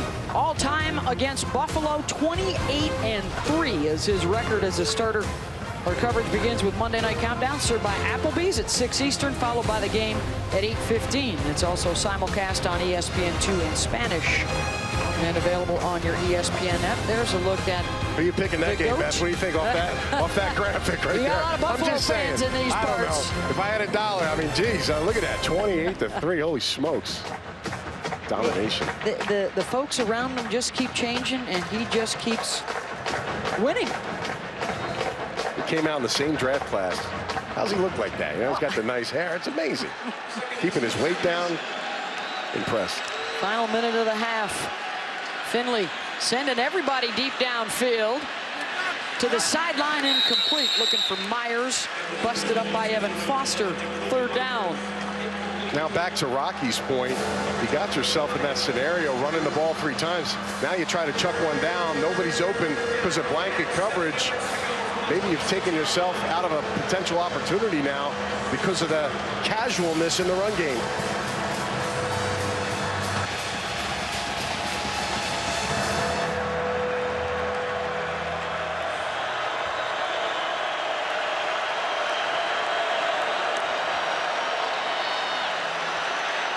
Finley, incomplete, just out of the reach of Harmon, and that will stop the clock for a punt here with 42 seconds to go, and the Orange will have 1 timeout. If you go to Harmon's Twitter page, I told him yesterday, all I see him is working on one-handed catches. Well, here he's wide open. He's not able to pull that down.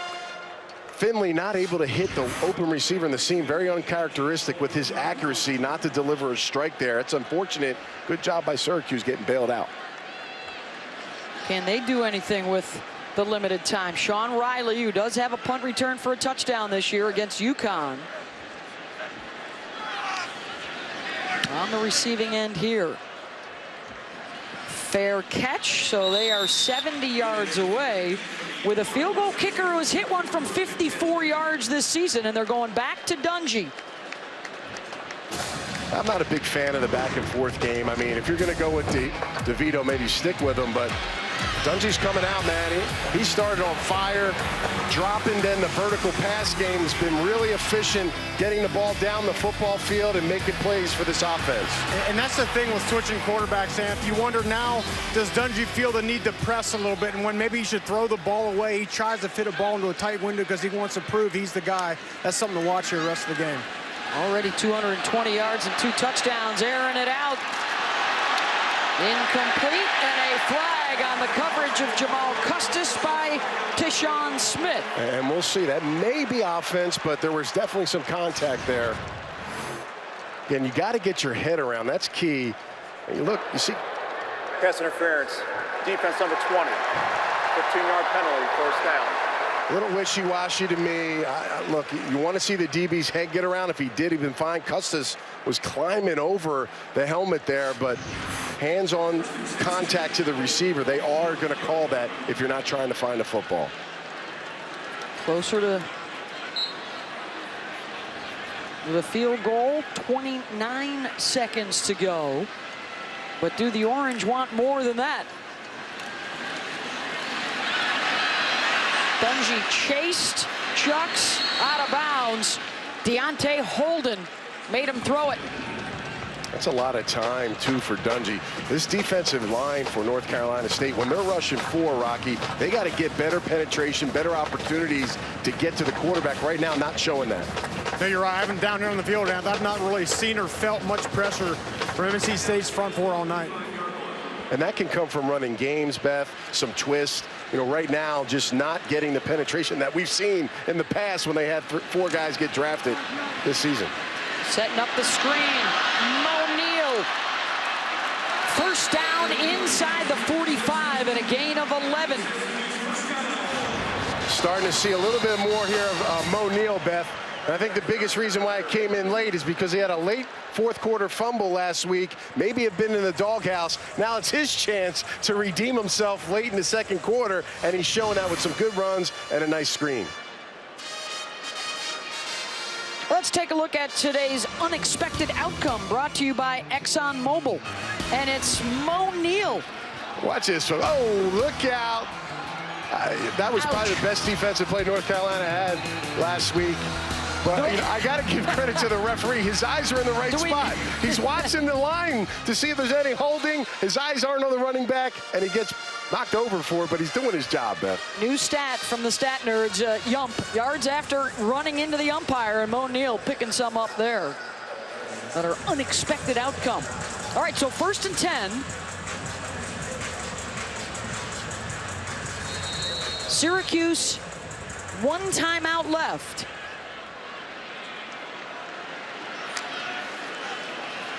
Dungey stepping up. He will run with it, breaking a tackle. Eric Dungey getting out of bounds. 6 seconds to go. It's a factor, right, Beth? That right there, and he actually took his time in the pocket and tried to let it develop. Nothing's there, and he gets a big gain that now puts him in field goal range, or at least an opportunity for a field goal range for a young kicker that's been ice this entire season. They will turn to Andre Schmidt here, 6 seconds to go, and try and make this a 7-point lead. It would be a 45-yarder that's in his range. He's already hit from 29 tonight.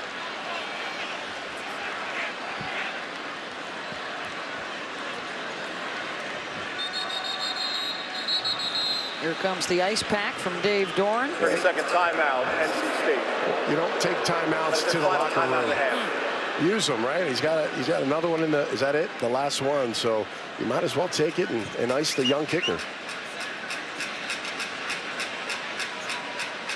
Well, this season, for every field goal and extra point made by participating universities, Allstate will make a contribution to the university's general scholarship fund. Thank you to Allstate. An offensive outburst from the Orange and the Wolfpack tonight. 24-20, and Syracuse looking to tack on 3 more. You know, worst case scenario, the Wolfpack got to feel pretty good about how they survived this half, because it was going downhill big time for them early in the first quarter. With 670 yards combined total offense tonight. Here's Andre Schmidt, 45-yarder.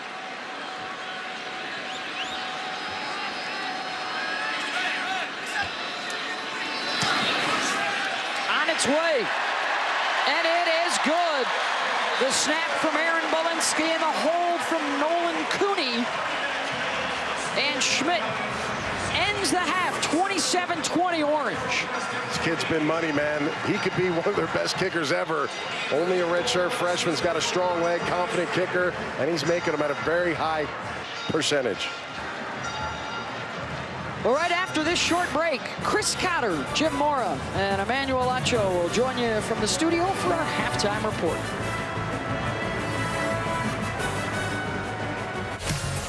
We do indeed have all night as we welcome you back to ESPN College Football Primetime, presented by Outback Steakhouse. And a night for the offenses and a night for the quarterbacks to chuck it around the Carrier Dome in a 27-20 game, over 650 yards of combined offense. As we get set for the third quarter, Syracuse will receive. They got the late field goal to stem the tide late in that first half after the comeback by NC State. And we've got ourselves a 7-point game as we get set for that Syracuse offense to head back out there. Beth Mowens along with Anthony Beck. We've got Rocky Boyman with us as well. What a show by Dungey and Finley in that first half. An offensive explosion and a lot of momentum shifts by both teams in this football game. Really started off with Syracuse. Dungey came out guns a-blazing, throwing the deep ball, very accurate, very strong, getting his playmakers involved early in the football game. And then this kind of changed the game a little bit, roughing the passer, and that gave Finley an opportunity to get some strikes down the field. First play of the third, a completion to Taj Harris. Eric Dungey is back out there. He was replaced by Tommy DeVito for one possession late in the half. And then Dungey led him on the field goal drive, and here they go with the ground game, churning it out for a first down across the 35, and let's check in with Rocky Boyman. Yeah, guys, you just mentioned a high-flying, high-scoring game like this. I'm telling you right now, the difference is going to be turnovers. We've not seen one yet in this game, but a late turnover could be the difference with these two offenses going back and forth. Surprised he didn't say he wanted to see some more defense out here. A couple turnovers, that's what we need. Dungey looking to air it out, and overthrows his intended receiver. And here come the flags from all angles. Yeah, Griffin had his hand basically pulling the back of the jersey for about 10 yards on that route. Didn't have to do it either. Pass interference, defense number 21, 15-yard penalty, first down. So the nickelback has become a big problem because Tanner Engel got burned on the 2 touchdowns, and now this is his replacement, Griffin. I mean, you got to find the football. He's grabbing his face mask, the back of his jersey. I mean, you're on top of him. Just have confidence in your technique. Rocky, sometimes these DBs just don't trust what they're doing, and they're in good spots. Well, I think what's happened is the last 2 weeks, they've been hit pretty good in the secondary in terms of passing. I just think the ball's in the air, they start panicking.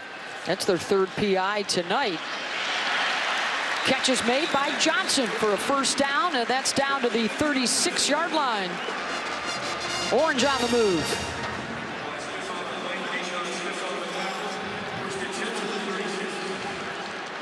Gain of 13 there, 1st and 10. And what did Coach Babers tell us yesterday when we talked about what goes into the decision as to who will play quarterback? He said, our offense is a racing car, and we want our QB to make the tires sing. And it's been Dungey singing the song tonight for the Orange and doing it well.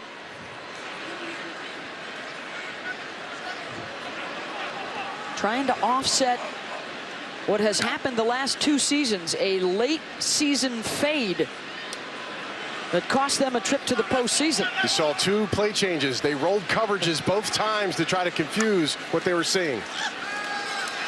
Dungey in trouble, ball's out, Orange able to snag it. That was Jermaine Pratt that got to the quarterback and the center. Aaron Service jumped on it. Defensive, good job of stripping that ball out, and fortunate that Service was there, the center, to jump on that ball. But some chess match right now, offense and defensive coaches against each other. Loss of 5. 3rd down and 14. And a couple of teams that can become bowl eligible with a win tonight. Dungey down the middle, Riley going up to snag it. 1st down, Orange. Well, Griffith in the nickel right now, they feel like they have an advantage. Look at him trying to grab every time, trying to hold on for dear life against Riley, who arguably is the quickest receiver on the field. The receiver screen to Johnson. They'll pick up 8 more there. That nickel back position sometimes isn't fair. When you get those kind of players where they can move and they have that quick twitch, it is tough for a big nickel corner guy to defend it. Here they go with the even faster tempo. Riley diving for 1st down yardage. Let's see where they spot him.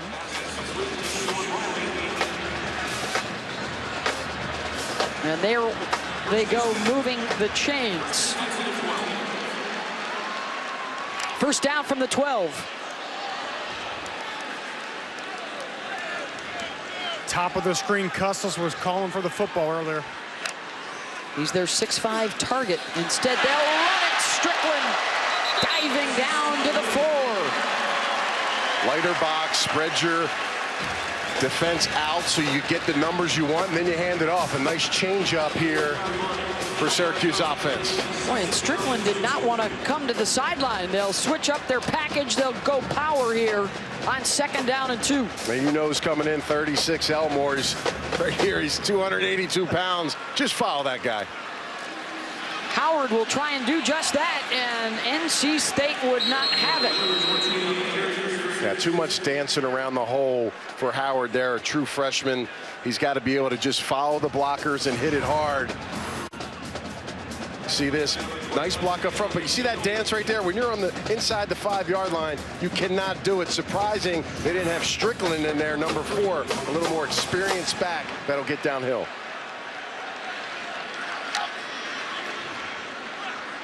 Third and 3, another sideline check.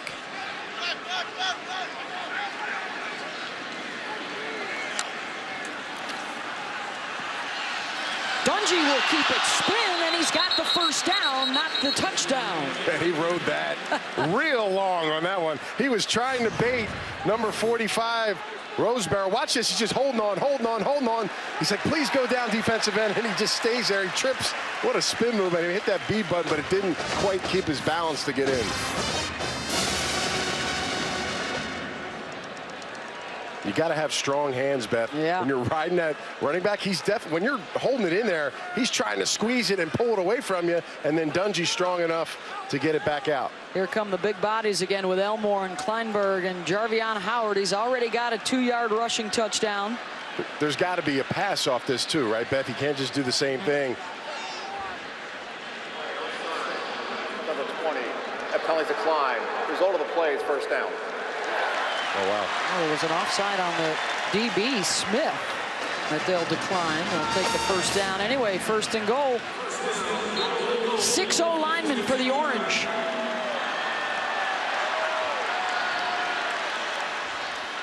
Howard to the 1, taken down there. Bruce Miller, one of the guys that got there, along with Darian Roseborough. Second and goal. Just a little tentative there. When you're down deep in there, you just got to put your head down and go as fast as you can and rip through those arm tackles of those defensive linemen. Short yardage again, Howard.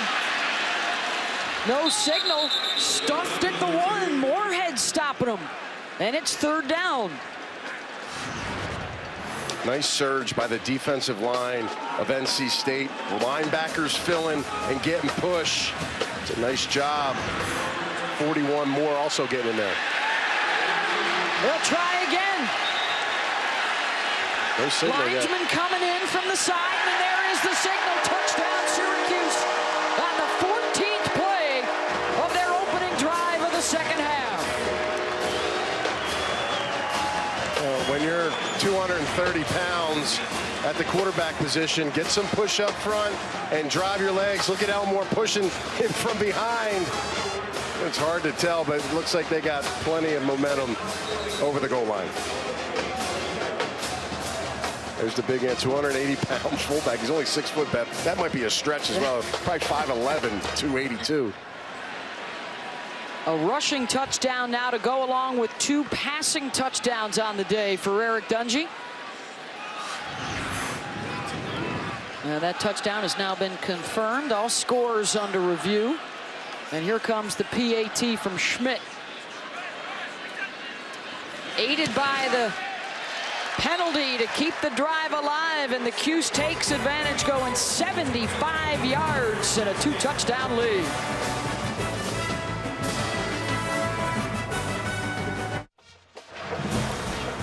You're watching the ACC on ESPN. Inside the Carrier Dome, 34-20, Syracuse with the lead over number 22 NC State. 14 plays, 75 yards, 5:45, and the Orange fans have come well equipped. They are ready to play tonight. Their first primetime Saturday night home game in 8 years, and the Orange faithful hoping that Dino Babers and company have turned a corner and are back to the days of prosperity when Syracuse was contending for conference championships and in the title chase.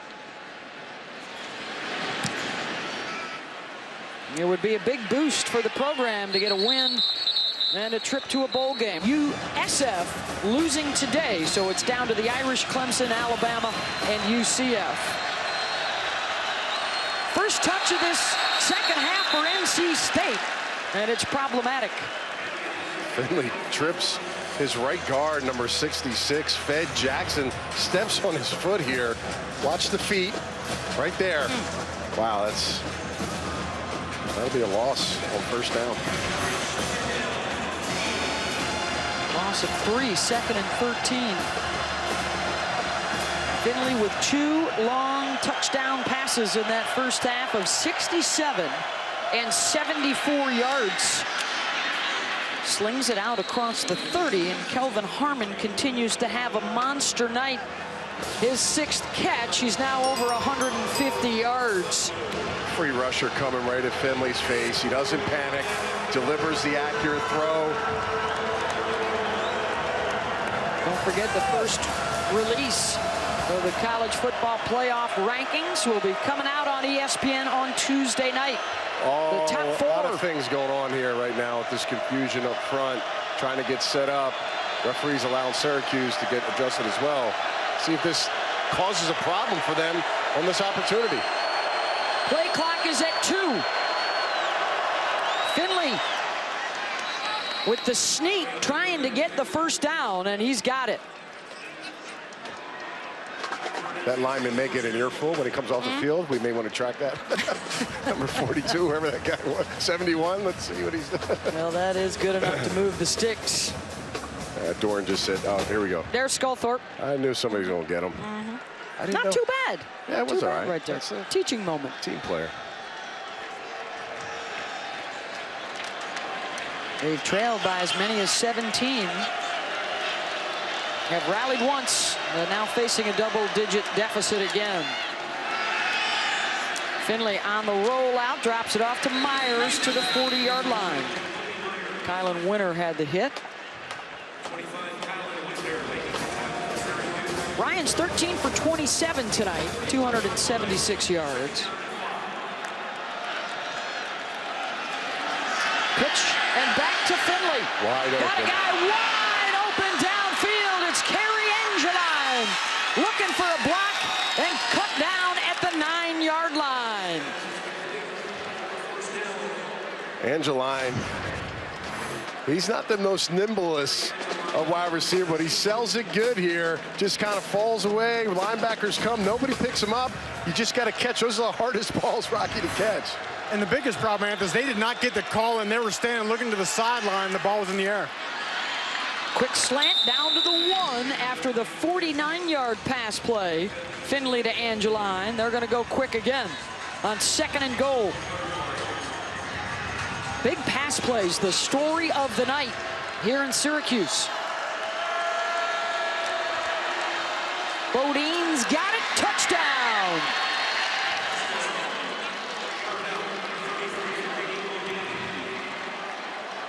NC State responds. 75 yards in just over 3 minutes. That's two offenses way too easy going right down the field. Who's going to pick it up on defense first and find a way to stop some of this scoring? Christopher Dunn on for the PAT.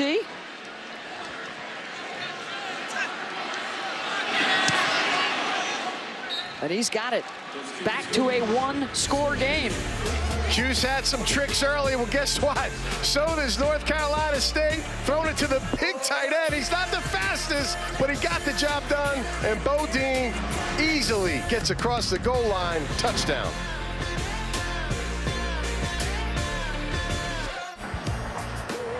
Oh, look at Fright Nights at the fair, the New York State Fairgrounds. The Michael Myers house, Jurassic Dark. Just some of the favorites out at the fairgrounds. How about some Halloweenish mascots, Anthony, from the creepy to the scary to the hot? Yeah, you know, this guy here, Wushak. Now, look, they don't have a football team, but I diligently searched for the scariest one last night. Took me about 4 hours. I found one. That guy's scary. Wushak got to you? A little stormtrooper in attendance tonight?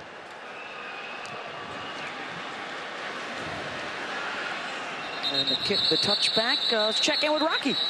Yeah, guys, you might have noticed at halftime there was a race out here on the field. I talked to some students, and the deal was some administration went through the student section. They found the best costumes.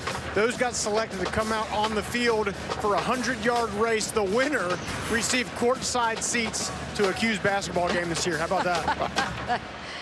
Those could be very nice to have this year. High hopes for the Syracuse basketball team. Got everybody coming back, including All-America candidate Tyus Battle.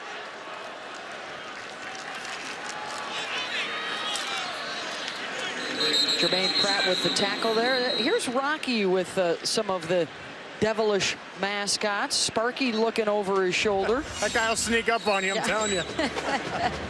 The Demon Deacon, was he talking to you, Rocky? I didn't think they were supposed to say anything. But... He was whispering sweet nothings to me, yes.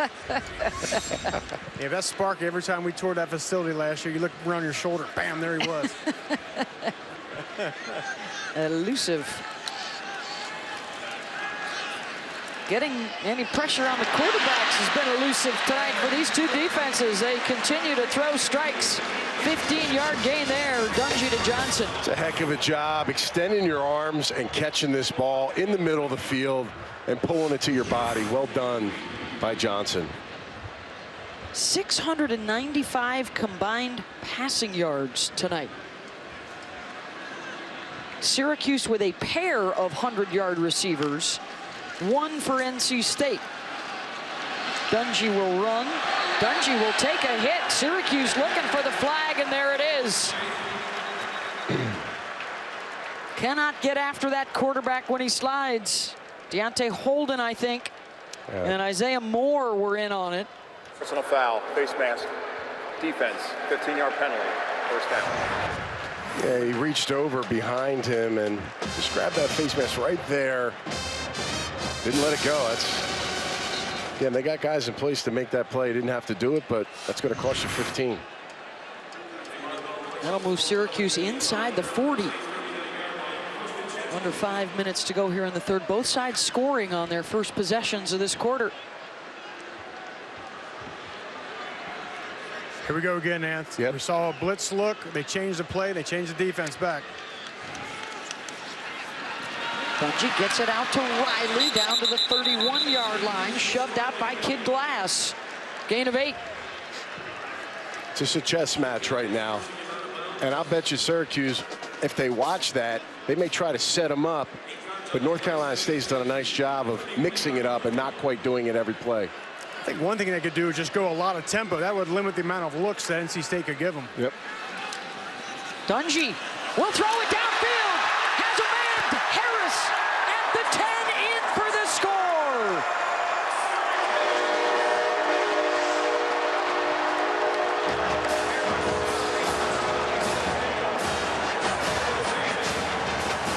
Beth, that's some serious handwork by the quarterback in the backfield, tricking pretty much everybody, even the corner on the outside. How do you stop that if you're on defense? That's just an incredible play. 331 yards passing, 3 touchdown throws for Eric Dungey.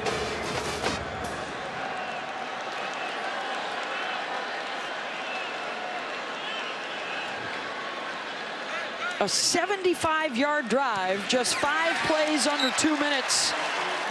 And the offense is having their way inside the dome. Some serious RPO action here, riding it low. Number 15, Ingram, he takes the hit, sacrifices for the team, and he gets the ball out to the freshman, Taj Harris. Great play design by Dino Babers.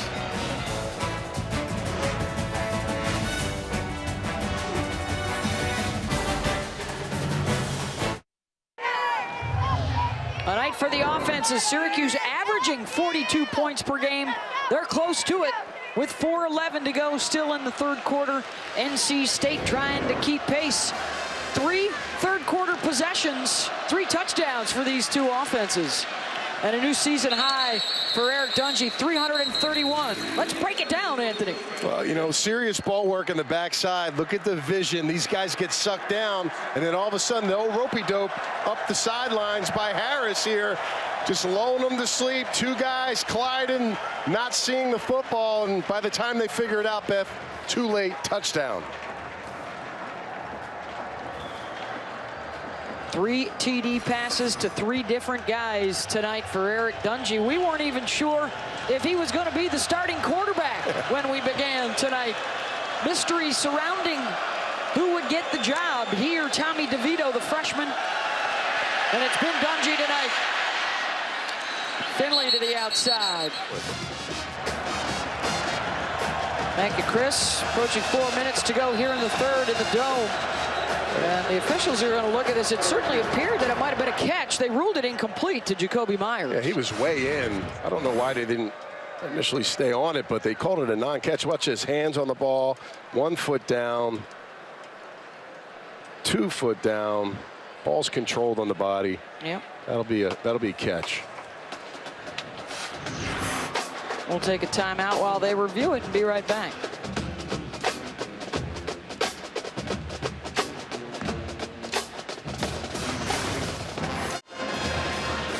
They are still reviewing it upstairs.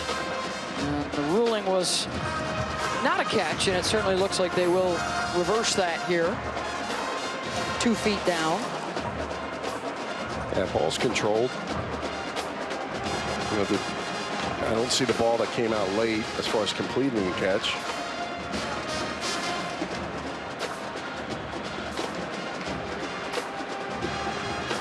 Think this would take as long? I'm not quite sure why. I mean, even if they're thinking about that foot, yeah, well, it wasn't true control. He gets another foot right there. Maybe they're looking to see if he, yeah, okay.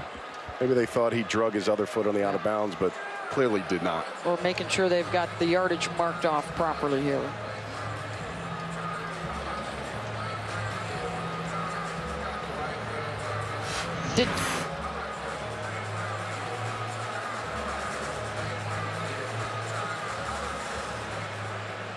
To further review, the receiver did complete the process of the catch prior to going out of bounds. The ball he placed at the 29-yard line. It'll be 2nd and 6. The clock will start on my ready. I don't think Dave Dorn understands why it took so long either. At any rate, NC State will have it at the 29, 2nd down and 6.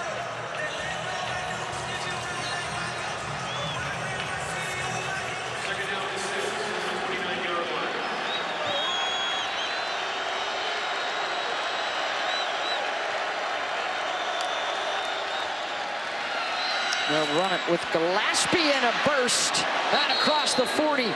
Knocked over by Evan Foster, but that's good for a 1st down and a run of 14. Yeah, nice job by the center here. Watch the center, Bradbury. Great job holding off that block on 96.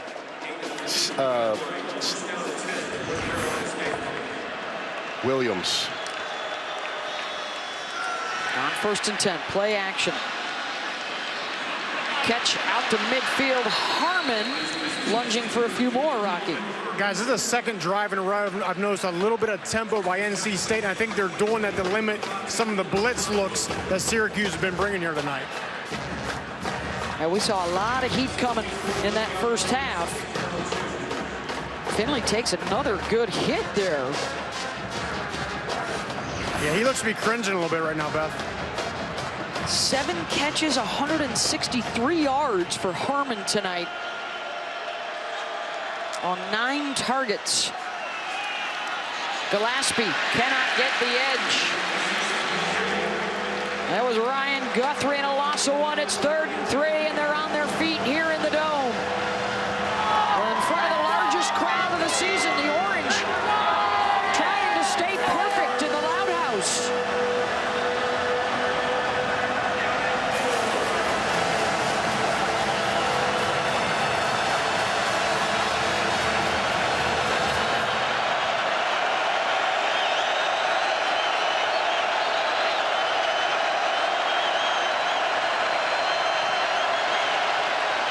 They'll drop back in coverage and a 1st down. Finley to Thomas to the 40-yard line. Job by Thomas. Option route. Gets some space. They fall back in the zone. Just sits right there in the window. And Finley puts it right on his hands. We have hit the 900-yard mark in total offense tonight. 1st and 10, NC State. Who wants to sit in this defensive meeting this week for both of these teams? It's going to be a long film session for both sides.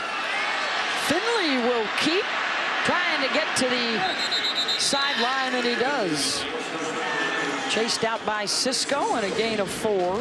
I'm not that old, but I can remember the days when there was 400 yards of total off, 500 yards. That was like a big deal. Now we're going close to 1,000. Oof. Oh, that's at 114 plays. They're both average over 7 yards per play tonight. Harmon by himself, top of the screen on the wide side of the field. He's got Scoot Bradshaw on him up there, and man. Finley looking that way.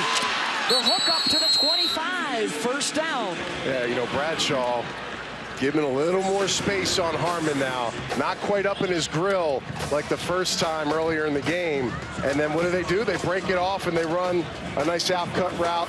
Good ball placement by Finley. Good catch by Harmon.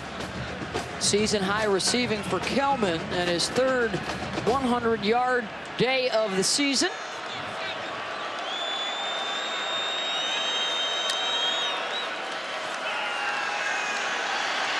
Finley chased, and he'll eat it. Down he goes at the 31. Pressure coming from Kingsley Jonathan. And you know, right there, Beth Finley, an older player, a lot of experience. Get rid of that ball. Throw it out of bounds. Throw it in the back of the end zone. Take that loss. It's just huge. 2nd and 16 now. Not good. 4 possessions in that quarter, 3 touchdowns, and NC State got something brewing as we head to the 4th. The winner is going bowling. 41-27 Cuse.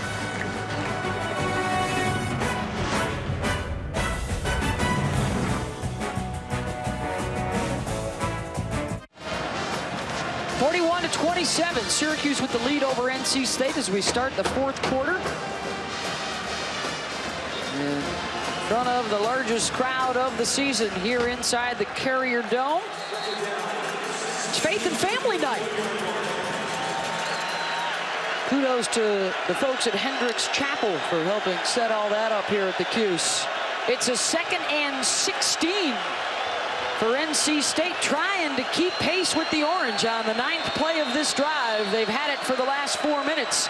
And Ryan Finley has completed 8 throws in a row. Incomplete on that one. And a flag coming in from the secondary, intended for Myers. Yeah, that's going to be pass interference. Pass interference, defense number 19. The ball plays at the spot of the foul. Gets there a little early in the back of Jacoby Myers. Just watch. Can't see the collision from the back, but on the side and from the booth here, you're able to see him push him back. And Myers, be careful now. Don't do anything silly that's going to get a flag by pushing a guy. Well, Cisco is very lucky he did not get flagged for unsportsmanlike there, right there with the step over of Myers. True freshman, Beth. A couple of those guys, true freshman players playing for Syracuse that are out on the field on both offense and defense.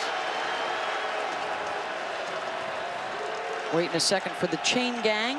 They've been working hard tonight into the red zone here for NC State. I like the digital down marker nice there. Improvement, right? High tech. 1st and 10 from the 16. The fake to Gillespie. Finley caught at the goal line. Angeline, touchdown. When in doubt, Beth, where do you go? The tight end. The tight end. Why not? He's not the fastest, Beth, but he's just enough now as he enters his knee down. Oh, this one might be coming back. Very close. It's very, very close. Again, it's hard to tell when the knee touches. I'd say right there it's touching, but do we have a good enough angle to see that ball if it's not over the line? Doesn't look like it is, but is it clear? The ruling is a touchdown, so you'd need evidence that he came up a yard short. Now I think they will. Is that clear? Well, now we're is that clear? working in the shadows of the goal line, Anthony. Let's see if it stands. Back in a moment.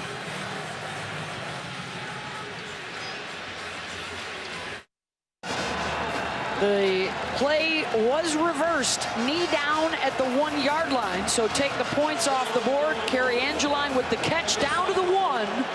1st and goal, NC State.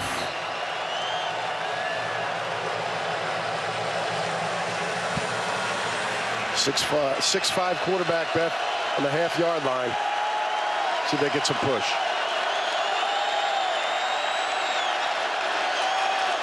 They'll try Gillespie instead, and he's in. Touchdown. We'll go with the 240-pound tailback. That works, too. That's not bad. Behind that left side, as you've pointed out, may be the best in the ACC with Bradbury, Prescott, and Jones.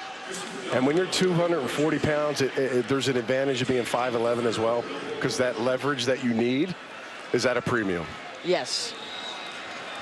The yards on the ground have been difficult to come by, but Reggie has picked up some tough ones for him, and that closes out a 10-play, 75-yard scoring drive. Gillespie gets the ball. Great job. Big body back. offensive explosion today. Who's going to get a stop tonight?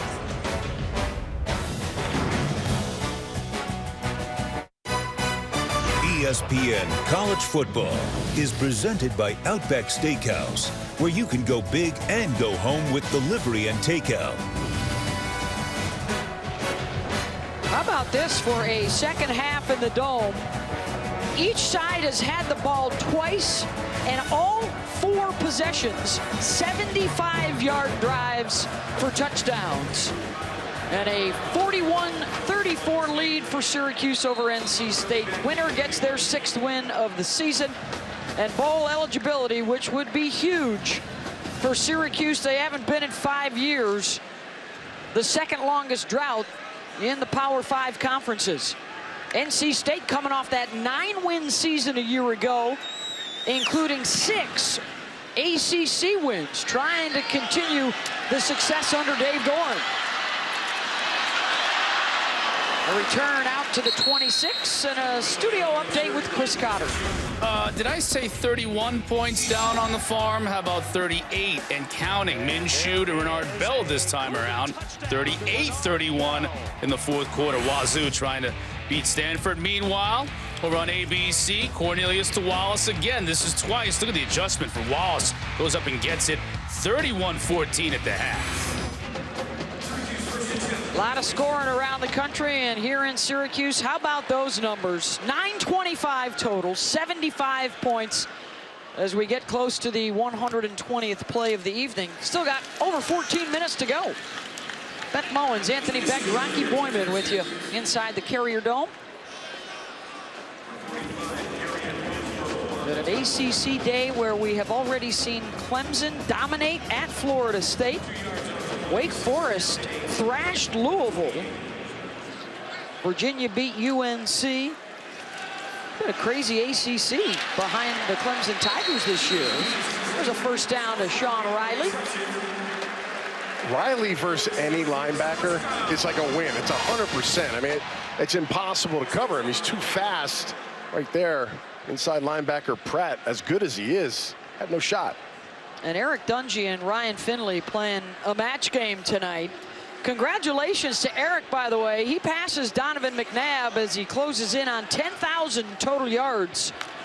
His 15th career record here at Syracuse. McNabb was a pretty solid QB. I would say so. Several battles with him and myself in the old Big East days, Beth. Where was your seat during those times? Right under McNabb's jersey, just a few rows down from the top. There you go. The nosebleeds. Watched many a game as a youngster up there. You didn't have a hookup back then? Oh. Oh, man. Big sack from Jermaine Pratt. 4th of the night for this defense. That's a big play. They needed that one. Dungey looking at that left arm.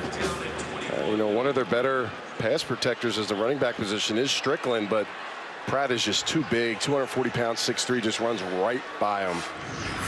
And after that sack, immediately grabbed for the left arm, his non-throwing arm.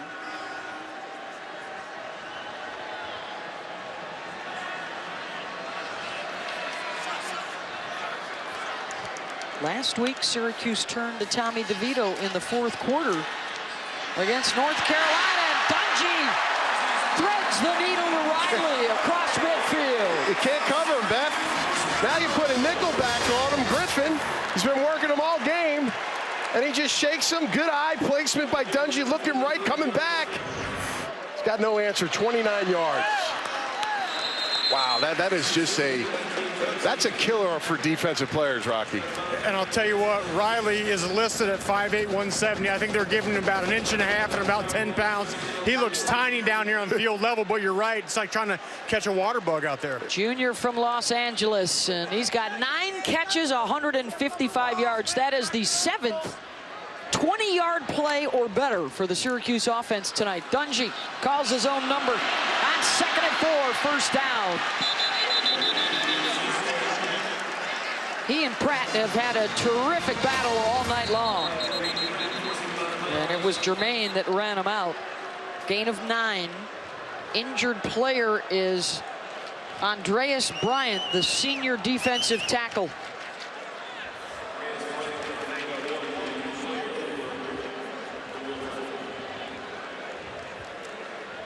We will take a break and be right back.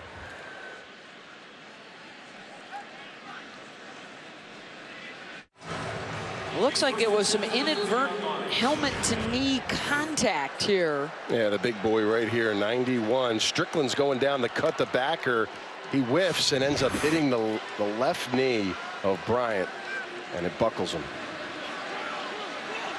11:32 to go. The Orange a touchdown lead over NC State. 1st and 10 here for Eric Dungey on a night where he's become their career leader in total yards. Throw is out of bounds. Let's check in with Chris Cotter. Washington State right now, the best chance to represent the Pac-12, trying to fight their way into the playoff. See, we started the day right, 1 loss in the North for Waz, UW, and Stanford. Well, there's another tackle for Jermaine Pratt on the tight end, Ravion Pierce. Well, tight end delay. Been quiet all game. Sometimes you forget about him in this offense. 3rd and short. I'm just saying, Beth, the matchup that's been impossible right now is this kid right here, Riley, number 10. And he's matched up with number 21. That's Griffin. That has not been favorable for North Carolina State right now. See if he's got one more move in him. Dungey has torn him up for 381 yards, 155 of those to Sean. Instead, they'll run it. Strickland ran right into Pratt. Interesting. I think he might be moving up to the draft board here. Tell you what, in an day and age when not anybody can tackle anymore, Jermaine Pratt does not miss tackles, and he does it with force. Grad student averaging nearly 9 tackles per game, which leads the ACC. Beyond that tonight, 4th down and short for the Orange. And are they going to go for the field goal attempt here? Andre Schmidt. And they're running down the clock. 4, 3, 2, 1, 0. And they get a timeout. It's a good thing, too. Wide left. Prior to the snap, timeout, Syracuse. They didn't want to lose any yardage. They're looking at a 40-yarder when we come back.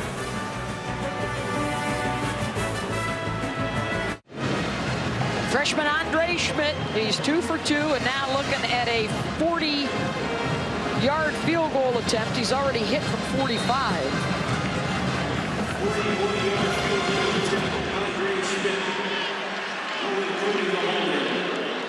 Try and make this a 10-point game with 9:44 to go. Neither defense has been able to get a stop yet in this second half. And the freshman is true.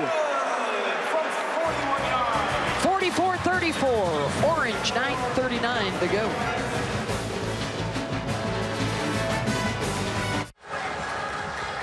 Wow, look at the beautiful Dick Clark Studios over at the Newhouse School of Communications.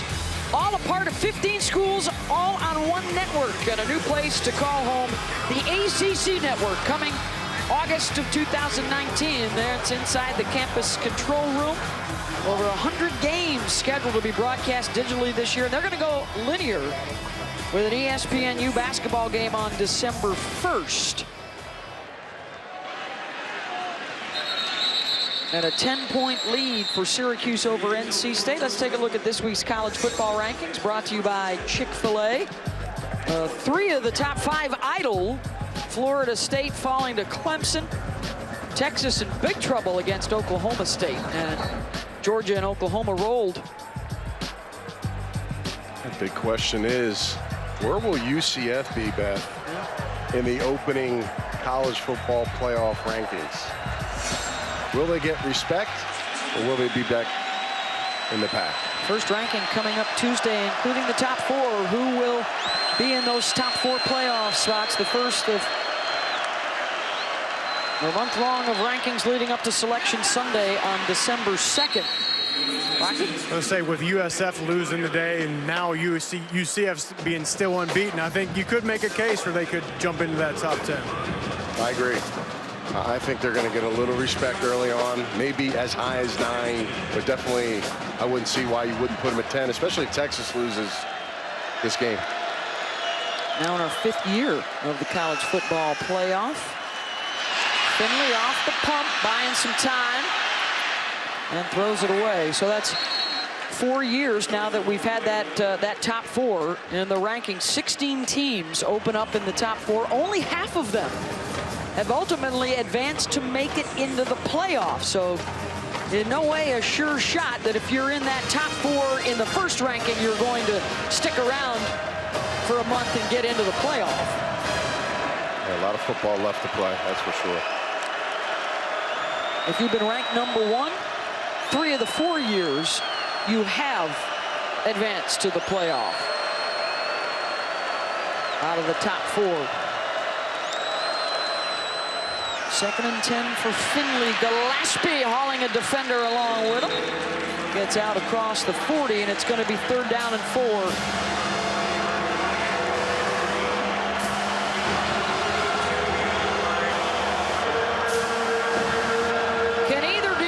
Make a play. Jacoby Myers, Beth, in the slot. Another very talented slot receiver in this 3rd and short range.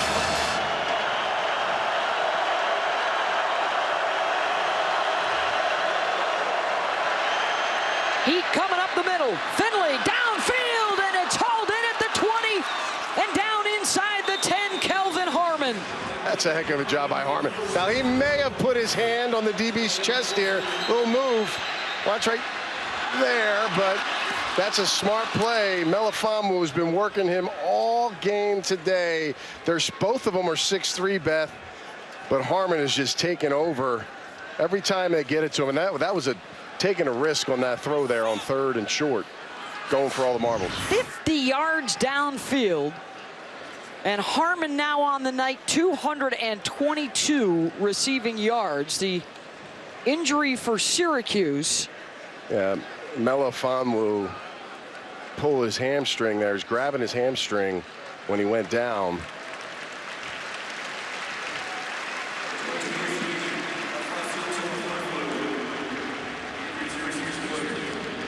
They've had several DBs nicked up. If Frederick was out of the game, he started it. He was nicked up coming in. Bradshaw's a little nicked up. Melifonwu's out now. Looks like Frederick is back in there.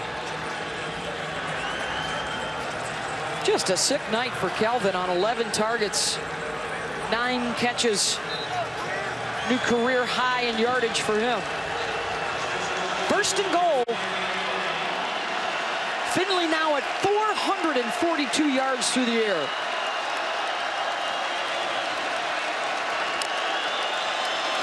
The give is Gillespie met in the backfield and thrown down. Alton Robinson, 2nd and goal. Well, we haven't heard much of him, but he doesn't bite on the read option with the quarterback. Trust is key that the running back will get it. Finley has only pulled it out once today and is able to make a big play in the backfield.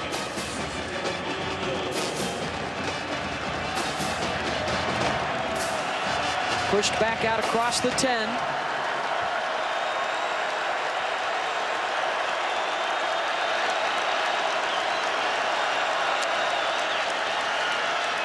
Finley to the end zone, the back shoulder throw to Harmon, touchdown. It's too easy, Beth. It's too easy. Next man up. Frederick's out there. Doesn't matter. It's just been pick your poison. What's DB is going to try to stop him? And I'll tell you now, he's catching balls, touchdowns, and yards at a torrid pace right now in this game. A 12-yard touchdown throw, Finley's 3rd, as the QBs continue to carve up the DBs. It's just the way Harmon's catching the balls tonight. There's a back shoulder throw. He's gone up high to get one. He's beat some guys down the sideline with speed. Just incredible assets he has. 2 guys on the same page, Rocky, right? A lot of experience. They've both played with each other since Finley's gotten here 3 years ago, and they just got a knack for knowing each other's game, and it's showing up big time tonight. Our 5th drive for a touchdown, a 75-yard drive, the 5th one of the second half for both these teams. Well, the ball moves, but I think his arm was underneath it. It's hard to tell if the point hits the ground or the hand off of that view.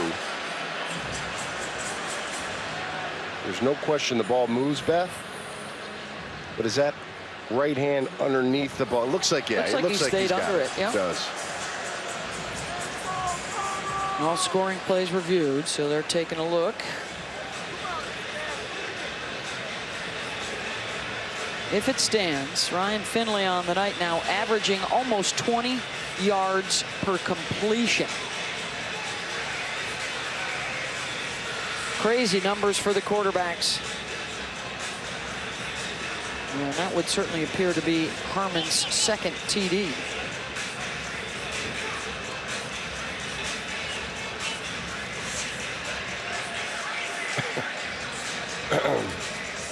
I mean, this is pretty clear.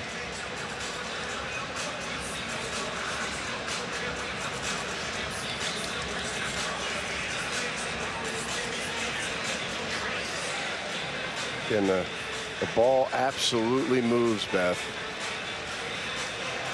But that hand looks like it was underneath. After further review, the ruling on the field stands. Touchdown. So the extra point right here to get NC State within a field goal.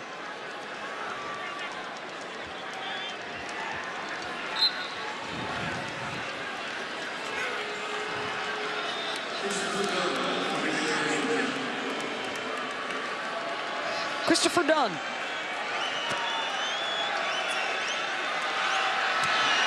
Ooh. Got it. Well, tomorrow at 10 Eastern on ESPN, it's Sunday NFL Countdown presented by Snickers, and a closer look at a couple of former Cal QBs, Aaron Rodgers and Jared Goff. They'll go head-to-head Sunday. Also, we'll take a look back at the Minneapolis Miracle. That's Sunday NFL Countdown. And after a full slate of football, stick around for Monday Night Football. Tom Brady and the Patriots are in Buffalo to take on the Bills. Coverage begins with Monday Night Countdown served by Applebee's at 6 Eastern, followed by the game at 8:15. Kelvin Harmon having himself a career night. He's been targeted 12 times, Beth. 10 catches. He's beat him with speed, physicality, ball placement, getting the separation that he needs. Just a career day for this young man, and Finley has the utmost confidence in him throwing the football to him. Just a monster performance by Harmon, and again, I can't stop thinking he looks exactly like Julio Jones from the face there. He's playing like him tonight, Beth. 235 yards receiving. Orange will have it at the 25, but first we're going to check in with Chris Cotter. Irish trying to stay unbeaten, and one of 4 remaining unbeatens now. And Eric Dungey and the Syracuse offense back out there. The lead is dwindled, though. They're up just 3. Well, guys, I said it before, I'll say it again. A game like this, lots of offense, and here we are now, a 3-point game late. The team that takes care of the ball the best is going to be the one that wins. Haven't had those turnovers. It's going to be play huge here down the stretch. And what a month it's been for Syracuse. Nothing but nail-biters. A couple of overtime games, and the one that got away from them as the ball squirts out of bounds down in Death Valley against Clemson. It came down to the final minute. A 14-yard gain there as they just avoid the turnover.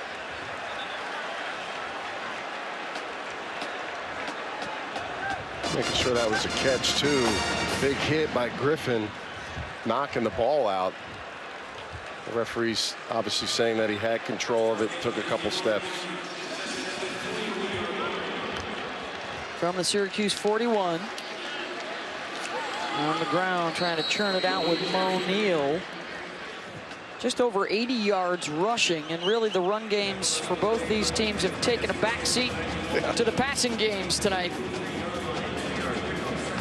And if I'm Syracuse, maybe the pace for me is, if I'm gaining yards, is not to be as fast. Let that clock tick away a little bit. Look at those yards, Beth. Unbelievable for these two teams.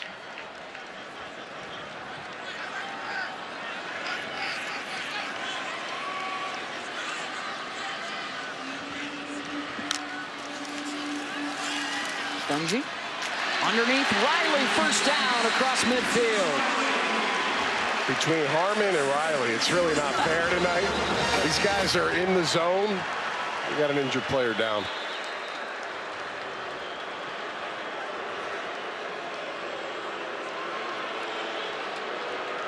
That's Chris Ingram, who's been busy at corner.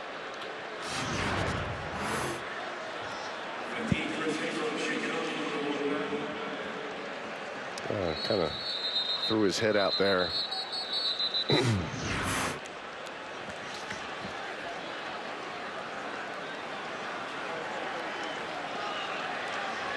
Athletic trainers over there taking a look at him as he points to the left shoulder. Vernon Greer is going to be the guy that will come in to replace Ingram. And Riley, another guy, 12 targets, Beth, 10 catches. I mean, it's monsters today. I mean, him and Harmon has just been ridiculous. 138 plays, 1,079 total yards. Both quarterbacks have thrown for over 450. ACC office is going to have a tough time picking the offensive player of the week this week. And you know what? And they'll probably run here, but don't forget about the other receiver, number 17, Jamal Custis, because he's been kind of lurking right now in the bushes. They will run it on first down. Well, tonight after Oregon and Arizona wrap things up on ESPN, be sure to catch SportsCenter with Stan Verrick and Max Bredos. They'll have reactions from the Dodgers and Red Sox. Also, the incredible comeback for Kentucky today. And Kirk and Chris Fowler will break down all the day's activities around college football.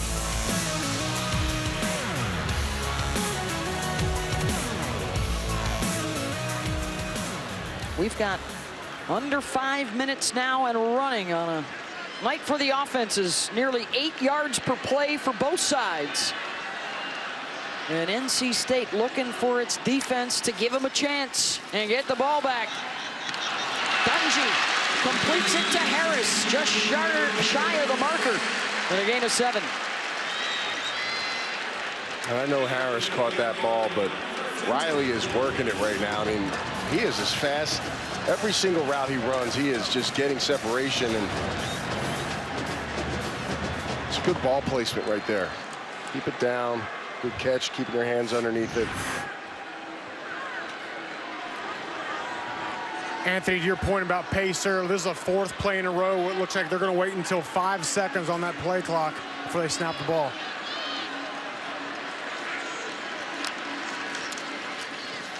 Needing short yardage, Dungey will get it. And a flag is down behind the play. This could be holding offense, number 59. 10-yard penalty. Third down.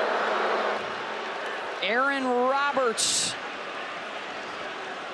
That's the left guard. The left guard right here. He's going to get beat on a penetration move. And he just twists him. Again, didn't have to do that, Beth, even though he got beat. Yeah. Just get your arms out of there, and you live with the consequences. And that's big. Well, Rocky talked about a turnover. Sometimes a penalty can be just as lethal. This is a monster play right here defensively now for North Carolina State. Let's see if they can come up with it. A lot of space. 3rd and 11. Dungey going deep. And it's 4th down. So the penalty will cost Cuse not only the clock, but the football. 3:19 to go for Ryan Finley. That penalty is huge.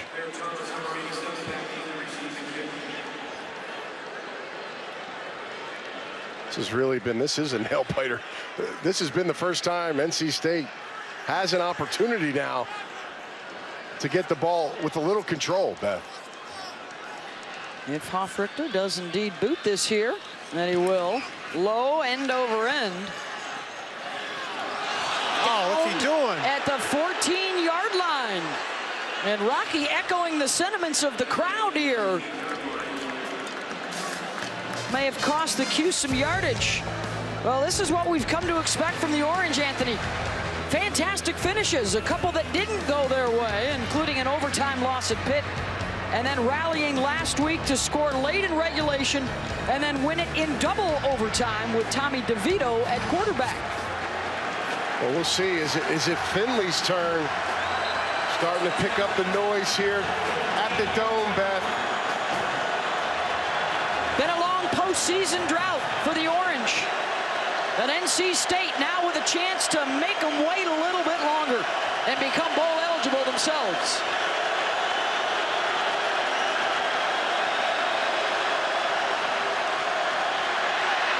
Finley hit as he releases, broken up.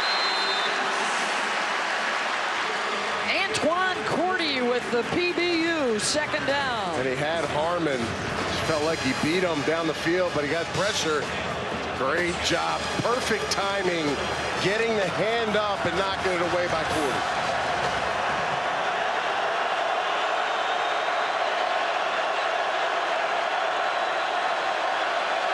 Got one-on-one down here with the safety across the hash. I'm just saying. They've already taken the top off twice tonight for long touchdowns.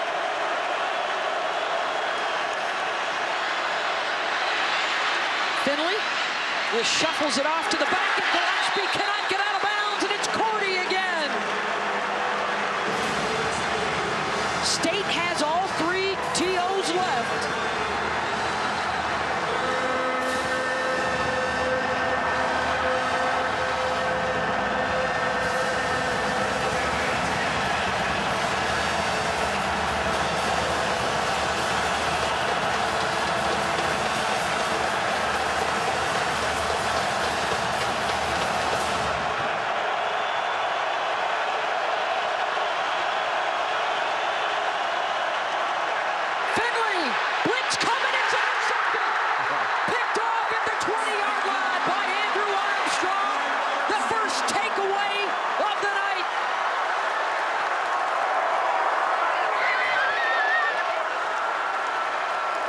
Finley with another big shot from an unblocked defensive lineman, Beth. And Armstrong reads eyes. Excuse me. Armstrong reads eyes. Nobody's blocking him. I mean, what's going on? He's a defensive end. You got to have a big on a big, and that's how you get your quarterback, for lack of a better terms, really hurt, Beth. Just poor protection. And remember, the right tackle today, Beth, the starter is out, Justin Witt. And they're making some moves, trying to get some other players, and a young player getting his first start. Give the assist to Alton Robinson for the hit on the quarterback. Remains to be seen just how long that could be, Chris, with NC State still having a couple of timeouts remaining, 2:10 to go, and the Orange looking at a 2nd and 10. Thinking at the very least, Anthony, they could tag on a field goal here, but then it's still within reach. Yeah. For Finley and company. And they're going through a little bit of a, checking the protocol here. He's touching his jaw.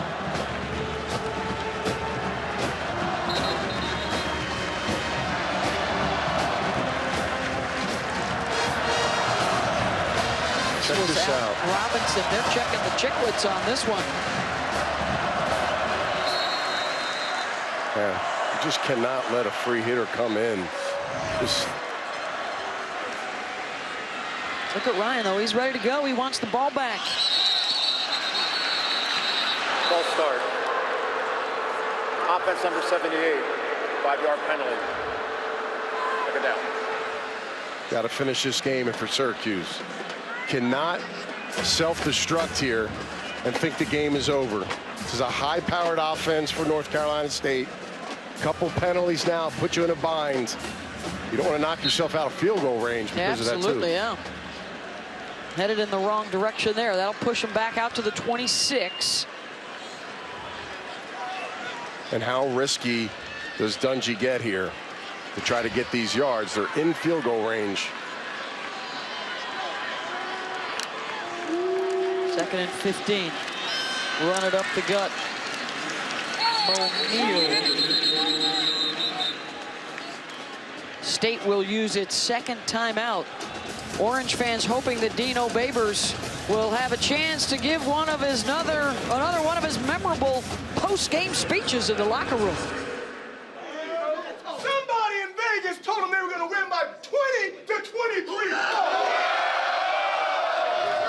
Orange way. All orange.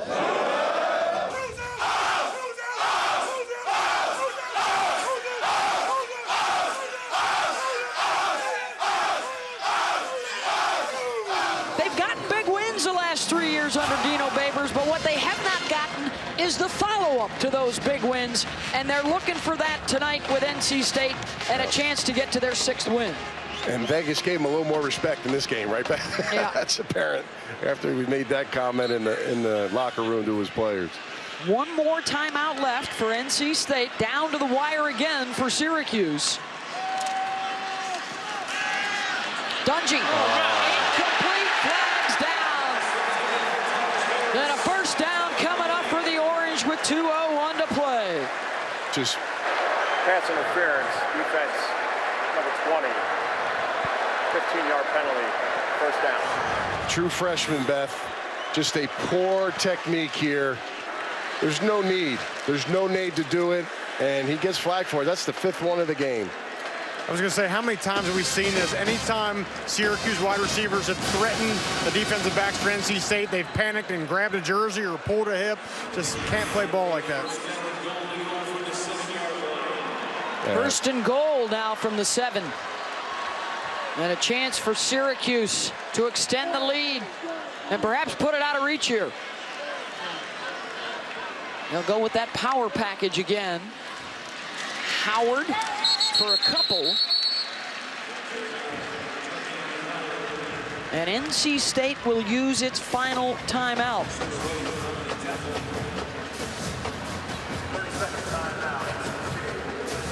.156 to go on a memorable night in the Dome with over 1,000 yards of total offense and an amazing performance from a couple of quarterbacks tonight in Ryan Finley and Ryan Dungey, excuse me, for Syracuse, really lighting it up. Yeah. Well, you know, Rocky called it in this game. He was waiting. Someone was going to make a mistake, and Finley gets hit by an unblocked defender and throws an interception. Armstrong, the linebacker, reads eyes, and that's ultimately, it looks like it could be the difference in this football game right now. Ryan Finley and Eric Dungey.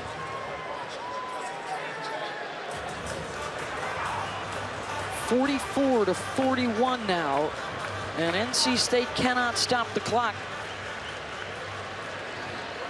Syracuse knocking on the door to try and close it out. And you got to get a little risky here if you're NC State.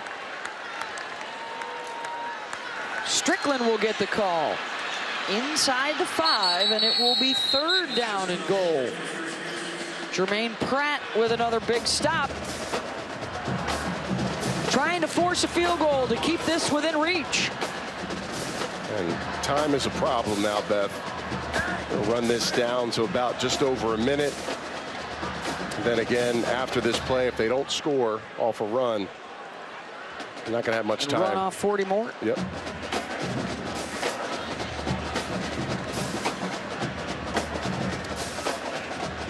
We have already seen Ryan Finley throw 2 long touchdown passes, so he doesn't need a whole lot of time.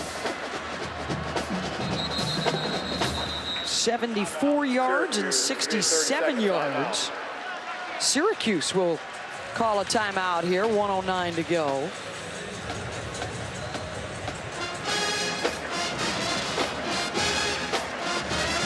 Wolfpack are 5-0 all time in the Dome, but they're staring at the deficit right now. A career high for Ryan Finley, 454 yards. Here's what his night has been like. Can he get another touch? Yeah, they can score fast, Beth. I mean, they've done it several times in this football game.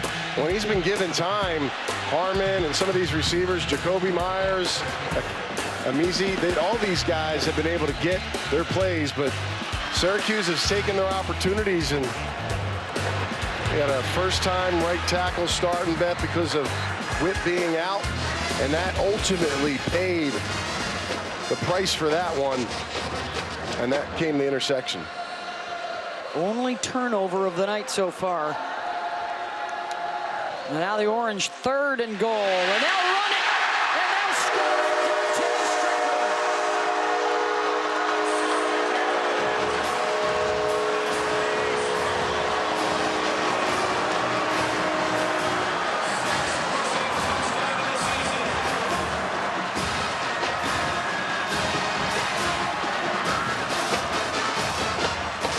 Points off the turnover for Syracuse with 1:05 to play. Dino Babers happy, jumping up. He got up higher than I did earlier, Anthony. Yeah, I would say, yeah, absolutely. We better not do a side-by-side of that one. Oh, you know it's coming. PAT from Schmidt. And how about the vertical on the head coach greeting his running back coming over to the sideline off the Strickland score. Babers with the elevation. Get on up. Look at that, his QB. Oh, with the double. Dungey and Custis. Don't pull a hammy, coach.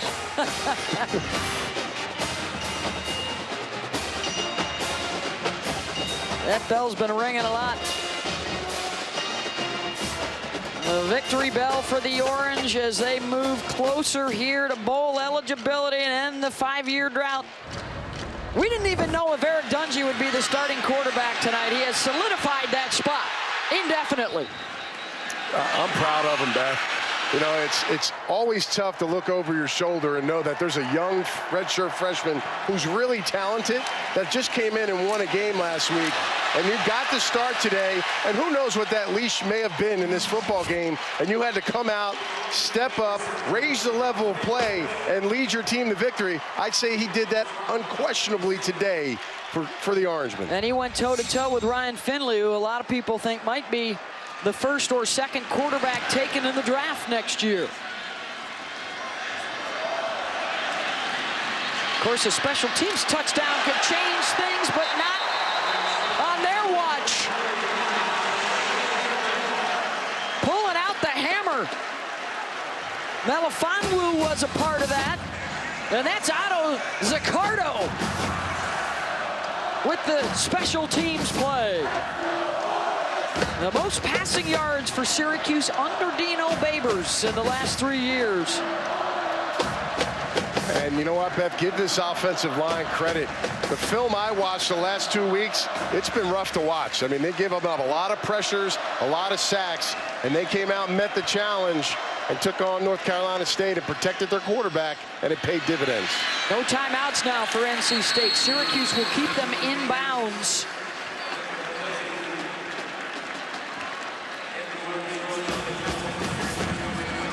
They showed a lot of fight to come back from a 17-point deficit.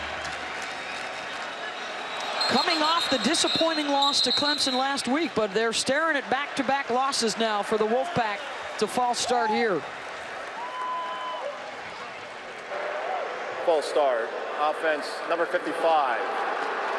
There will also be a 10-second runoff. Please reset the game clock.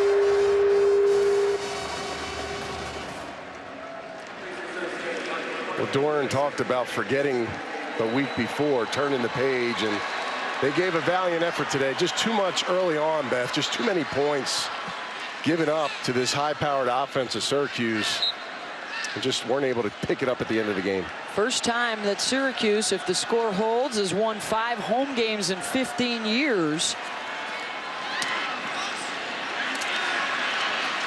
And if they can hang on here, they'll have a chance to go for 6-0 against Louisville on November 9th. They've only done that 3 times in school history.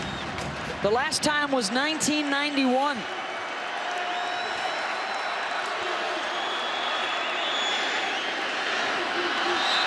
And how about the Qs showing up, their first Saturday night primetime game in 8 years, and they get bowl eligibility for the first time in 5 with a 51-41 win over NC State.